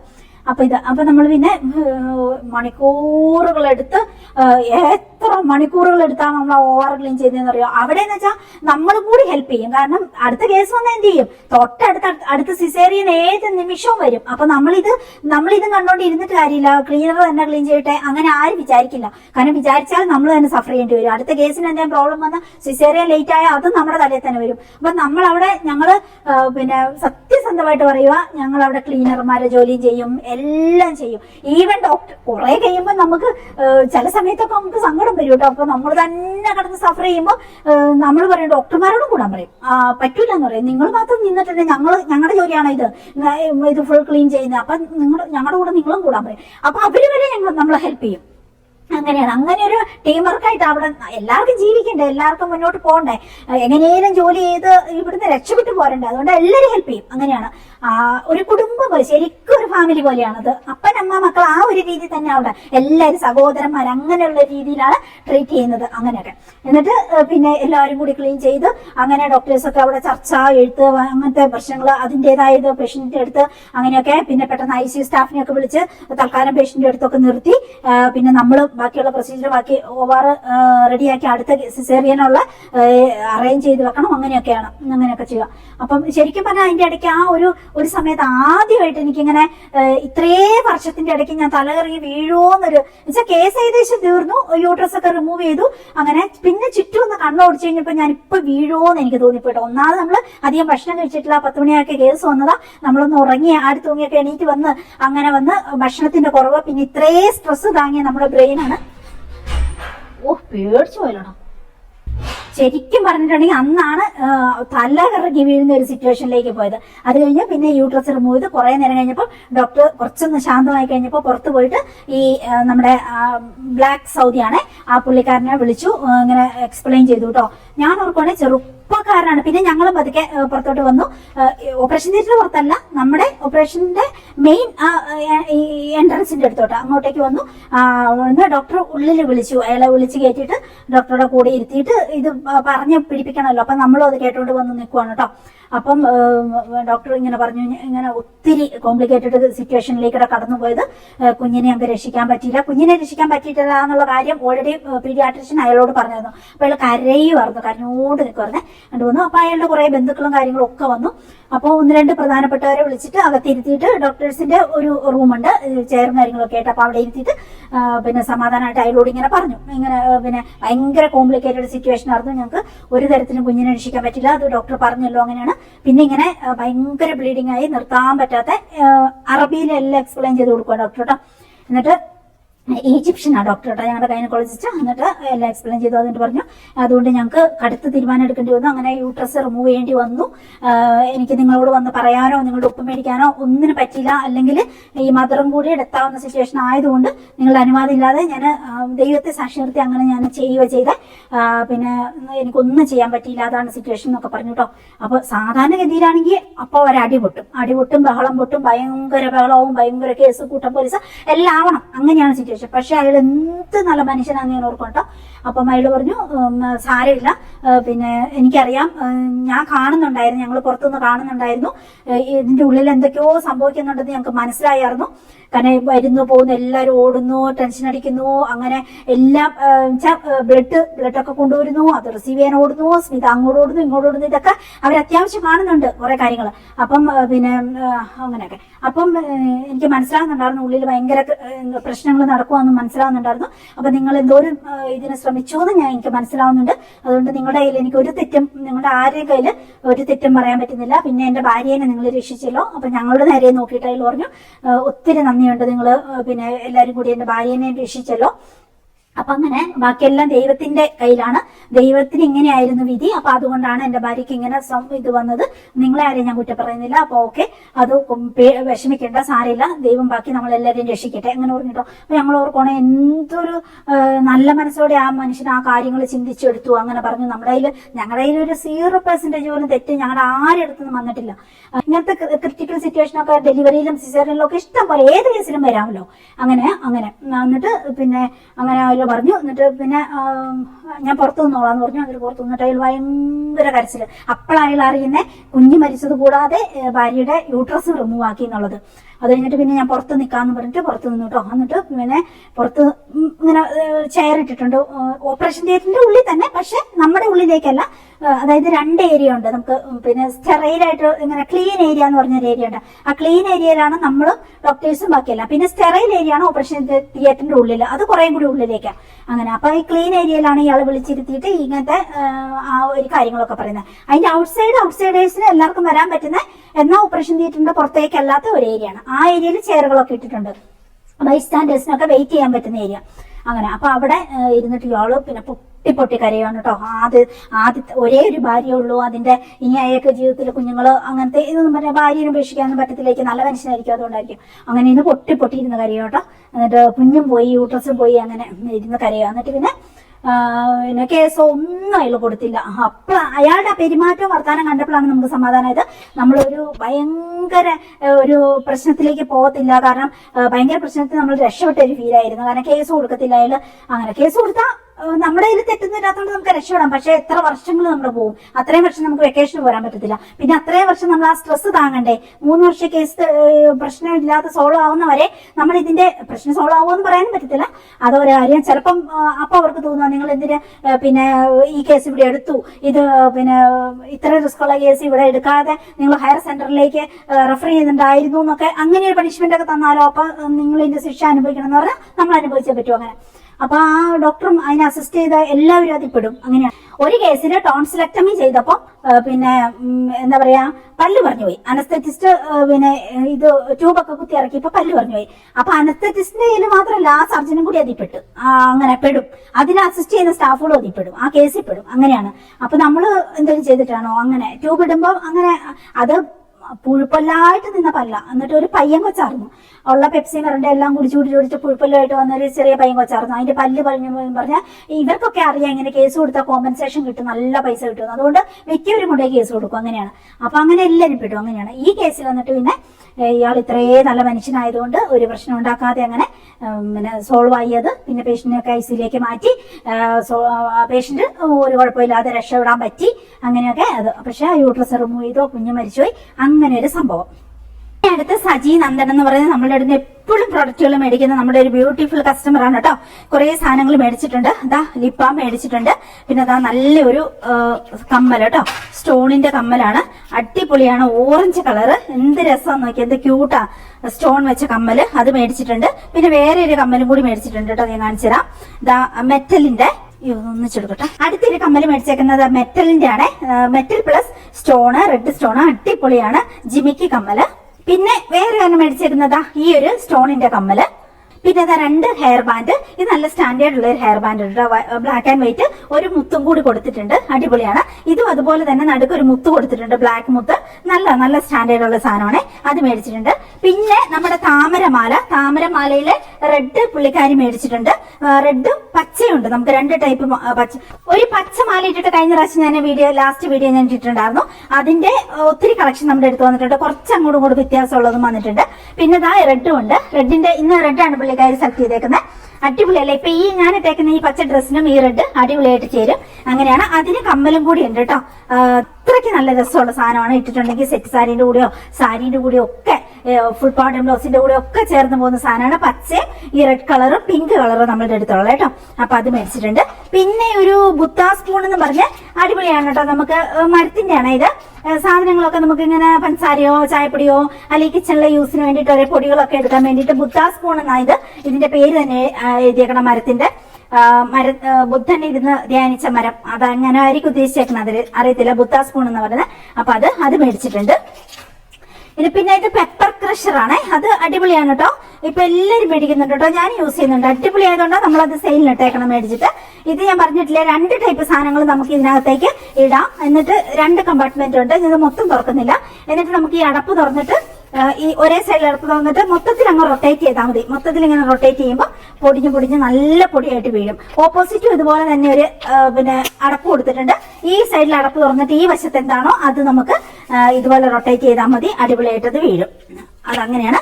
അപ്പൊ നമുക്ക് ഇങ്ങനെ എന്തെങ്കിലും സാലഡുകളിലോ അല്ലാതെ ഇപ്പൊ കറിയൊക്കെ വെക്കുമ്പോൾ നമ്മൾ പെപ്പറൊക്കെ നമ്മൾ ഇതുപോലെ ക്രഷ് ചെയ്തിടുവല്ലേ, അപ്പൊ അങ്ങനത്തേന് ഉപയോഗിക്കാൻ പറ്റും. അടിപൊളിയാണ്. അത്രയാണ് നമ്മുടെ സജി നന്ദൻ എന്ന് പറയുന്ന നമ്മുടെ കസ്റ്റമർ മേടിച്ചേക്കണേ. അതപ്പോ ഞാൻ ഇതിൽ പാക്ക് ചെയ്യട്ടെ കേട്ടോ. ഒത്തിരി ടൈപ്പ് വളയും മാലയും ഒക്കെ ഉണ്ട്. വളയൊക്കെ എന്ത് രസമുള്ള വളകൾ നമ്മൾ കൊണ്ടുവന്നിട്ടുണ്ട്. അതൊക്കെ മേടിച്ചോളൂ കേട്ടോ. നല്ല രസം സാരിക്കൊക്കെ കൊടുക്കാൻ. പെട്ടെന്ന് നമുക്ക് തീർന്നു പോകും. നമ്മുടെ കസ്റ്റമർ ആവശ്യപ്പെട്ടിരിക്കുന്ന ആശാളിയരിയും കരിജീരകം എല്ലാവരും മേടിക്കുന്നുണ്ട്. അത്ര നല്ലതാണ്. ഹോർമോണൊക്കെ ബാലൻസ് ആവാനും നമുക്കൊന്ന് സൗന്ദര്യം കൂടാനും ഹെൽത്ത് കൂടാനും എല്ലാത്തിനും മുടിപൊഴിച്ചിലൊക്കെ നിൽക്കാനും എല്ലാത്തിനും ഉപകാരമുള്ളതാണ്. സ്കിന്നിന്റെ ഗ്ലോ ഒക്കെ കൂടാനും ആശാളിയരിയുടെ ഗുണങ്ങൾ കരിജീരകത്തിന്റെ ഗുണങ്ങൾ എന്ന് പറഞ്ഞ് അടിച്ചു കൊടുത്തു നോക്ക്. ശരീരത്തിലെ നീര് വീക്കം പോകാനും ഒക്കെ ബെസ്റ്റാണ്. വേദനകൾ കുറയാനും ഒക്കെ കേട്ടോ. അപ്പൊ എല്ലാവരും മേടിക്കുന്നുണ്ട്. ഇത് പിന്നെ കിച്ചൺ ക്ലോത്ത് നേരത്തെ ഞാൻ കാണിച്ചല്ലോ. എല്ലാവരും മേടിക്കുന്നത്. ഇത് നമ്മുടെ സോപ്പ് ഡിഷാണ്. എല്ലാവരും മേടിക്കുന്നുണ്ട്. ഇത് ഒരു വാഷ് ചെയ്യാനുള്ള ഒരു സ്പോഞ്ചും ഉണ്ട്. പിന്നെ ഇത് നമുക്ക് ഇങ്ങനെ ഇട്ടിട്ട് അങ്ങനെ റൊട്ടേറ്റ് ചെയ്താൽ മതി. ഇതിനകത്തോടെ നമ്മൾ സോപ്പ് സൊല്യൂഷൻ ഒഴിക്കുന്നത്, അല്ലെങ്കിൽ ഡിഷ് വാഷ് അത് ഒഴിക്കുന്ന പാത്രം കഴുകാനുള്ളത്. എന്നിട്ട് നമ്മൾ ഇതങ്ങ് അടയ്ക്കുക. എന്നിട്ട് ഇത് പ്രസ് ചെയ്തിട്ടുണ്ടെങ്കിൽ നമുക്ക് സോപ്പ് സൊല്യൂഷൻ നമുക്ക് എടുക്കാൻ പറ്റും. ഇതെന്ന് വെച്ചാൽ നല്ല ബലമുള്ളതാണ്. ഒരിക്കലും ഇതിങ്ങനെ തട്ടിത്തെറിച്ച് തുറന്നു പോകുന്നില്ല. അടിയിലെ കമ്പാർട്ട്മെന്റിലാണ് ഡിഷ് വാഷ് പോയി കിടക്കുക. അപ്പൊ ആവശ്യത്തിന് നമുക്ക് ഇച്ചിരി ഡയലൂട്ട് ചെയ്തിട്ട് ഒഴിച്ചാൽ മതി. എന്നിട്ട് പ്രസ് ചെയ്യുമ്പോൾ നമുക്ക് കിട്ടും. അപ്പൊ ഇതിലേക്ക് ഓരോ വട്ടം പ്രസ് ചെയ്ത് എടുക്കുകയും ചെയ്യാം. ഒട്ടും വൃത്തിയേടാവില്ല. അത് നമുക്ക് സൂക്ഷിക്കാൻ വേണ്ടിയിട്ട്, സ്പോഞ്ച് സൂക്ഷിക്കാൻ വേണ്ടിയിട്ടൊരു സ്ഥലമുണ്ട്. അപ്പൊ അങ്ങനെയാണ്. അടിപൊളിയാണ് കേട്ടോ. ഇതെല്ലാവരും മേടിക്കുന്നുണ്ട്. അത് മേടിച്ചോളൂ കേട്ടോ. പിന്നെ അവരാ കൂടെ ലിബാമ 2 എണ്ണം മേടിച്ചിട്ടുണ്ട്. പിന്നെ 2 ചെടിയെ മേടിച്ചേക്കണേ. കമേലിയ ചെടി ഒത്തിരി വലുതാണ് കേട്ടോ. ഇത് കണ്ടോ, നന്നായിട്ട് പാക്ക് ചെയ്തിട്ടുണ്ട്. ഇതിലുണ്ട് ചെടികളാണ്. അപ്പം ഈ ചെടികളും ഇതും എല്ലാം കൂടി നമുക്കൊന്നിച്ച് പാക്ക് ചെയ്യാം. അപ്പൊ ഗാർലിക് വൈനും ഒത്തിരി ചെടികളുണ്ട്. Sunday Monday garlic wine, Rangoon creeper, അങ്ങനെ കമേലിയ, കുറേ ചെടികൾ നമ്മൾ സെയിൽ ചെയ്യുന്നുണ്ട്. അടിപൊളിയായിട്ടുള്ളതാണ്. മണിമുല്ലയൊക്കെ മേടിച്ചത് ഭയങ്കര നഷ്ടമാണ്. റംഗൂൺ ക്രീപ്പർ അതിലും ഭംഗിയാണ്. അപ്പൊ ഇപ്പൊ റംഗൂൺ ക്രീപ്പർ നമ്മുടെ മുറ്റത്ത് വിരിഞ്ഞു തുടങ്ങിയിട്ടുണ്ട്. അത് കണ്ടു കഴിയുമ്പോൾ നിങ്ങൾക്ക് തോന്നുന്നു അയ്യോ മേടിക്കാത്ത എന്ത് നഷ്ടമാണ്. ഇപ്പൊ മേടിച്ചു നട്ടോളൂ വേഗം. അതിന്റെ അത്യാവശ്യം തൈകളുണ്ട് ഇപ്പം. എന്നാലും നിങ്ങൾ പെട്ടെന്ന് മേടിച്ചോളൂ. തീർന്നു പോയാൽ പോയില്ലേ. അങ്ങനെയാണ്. അപ്പൊ നമുക്ക് ഇതെല്ലാം ഒന്ന് പാക്ക് ചെയ്യാം. അടുത്ത നമ്മുടെ ബ്യൂട്ടിഫുൾ കസ്റ്റമർ ആവശ്യപ്പെട്ടിരിക്കുന്നത് നമ്മുടെ കോഫി ക്യൂബ്സ് ആണ്. അതുണ്ട്. പിന്നെ വെട്ടിവർ റൂട്ട് പൗഡറും പിന്നെ നമ്മുടെ ലിപ് ബാം ഉണ്ട്. പിന്നെ ഒരു കമേലിയ പ്ലാന്റും ആണ് ആവശ്യപ്പെട്ടിരിക്കുന്നത്. അപ്പൊ അത് നമുക്കൊന്ന് നന്നായിട്ട് പാക്ക് ചെയ്യാം. അപ്പൊ കൂട്ടുകാരെ, കുറെ സമയം എടുത്തെങ്കിലും ഞാൻ അത്യാവശ്യ സാധനങ്ങൾ ഇന്നത്തെ പാക്ക് ചെയ്തു. പിന്നെ ഇത് നമ്മൾ കൊണ്ടുപോകണം. അപ്പൊ ഞാൻ ഇവിടെ നിർത്തുവാണ് ഈ വീഡിയോ. ഇനി ഇതിന്റെ സെക്കൻഡ് പാർട്ടായിട്ട് ഓരോരുത്തർ എന്തൊക്കെ സാധനങ്ങളാണ് മേടിച്ചത് എന്തൊക്കെയാണെന്നുള്ളത് ഞാൻ അടുത്തൊരു വീഡിയോയിൽ സെക്കൻഡ് പാർട്ടായിട്ട് ചെയ്യാം കേട്ടോ. എന്തായാലും വിചാരിച്ച പോലെ തന്നെ പാക്ക് ചെയ്യാൻ പറ്റി. ഇനി പുറത്ത് പോകാൻ പറ്റി. അപ്പൊ ബാക്കിയുള്ള സംഗതികളെല്ലാം ചെയ്യാൻ പറ്റി. അപ്പൊ അടുത്ത ദിവസം ഇതിന്റെ ഒരു സെക്കൻഡ് പാർട്ടായിട്ട് ഞാൻ ചെയ്യാം കേട്ടോ. അപ്പൊ നിങ്ങൾക്ക് ഓരോരുത്തരും ഓരോ സംഗതികൾ മേടിക്കുന്നതും കാര്യങ്ങളും ഒക്കെ മനസ്സിലാവും. അപ്പൊ ശരി കൂട്ടുകാരെ, ഇതാണ് എന്റെ വാട്സ്ആപ്പ് നമ്പർ. എന്തെങ്കിലും പ്രൊഡക്റ്റുകൾ ആവശ്യമുണ്ടെങ്കിൽ ഒത്തിരി നല്ല പ്രൊഡക്റ്റുകൾ നമ്മുടെ എടുത്തുകൊണ്ട് അറിയാലോ. അപ്പം മടി വിചാരിക്കേണ്ട, നേരെ വാട്സപ്പിലേക്ക് ഹായ് വിട്ടാൽ മതി. ബാക്കി നമുക്ക് അവിടെ സംസാരിക്കാം. ആവശ്യമുള്ള സാധനങ്ങളൊക്കെ മേടിച്ചിട്ട് പോവുകയും ചെയ്യാം. വീഡിയോ നിങ്ങൾക്ക് ഇഷ്ടപ്പെട്ടു എന്ന് കരുതുന്നു. ഇതുപോലെയൊക്കെ ഒത്തിരി അനുഭവങ്ങൾ ഈ ഒരു 10-21 വർഷത്തെ മെഡിക്കൽ ഫീൽഡിൽ അത്രമാത്രം മറക്കാത്ത അനുഭവങ്ങളുണ്ട്. അപ്പൊ ഇതുപോലെയൊക്കെ കാര്യങ്ങളൊക്കെ വല്ലപ്പോഴും ഒക്കെ ഷെയർ ചെയ്യാം. അപ്പൊ ശരി, നമുക്ക് വീണ്ടും കാണാം കേട്ടോ. Bye bye, Tata.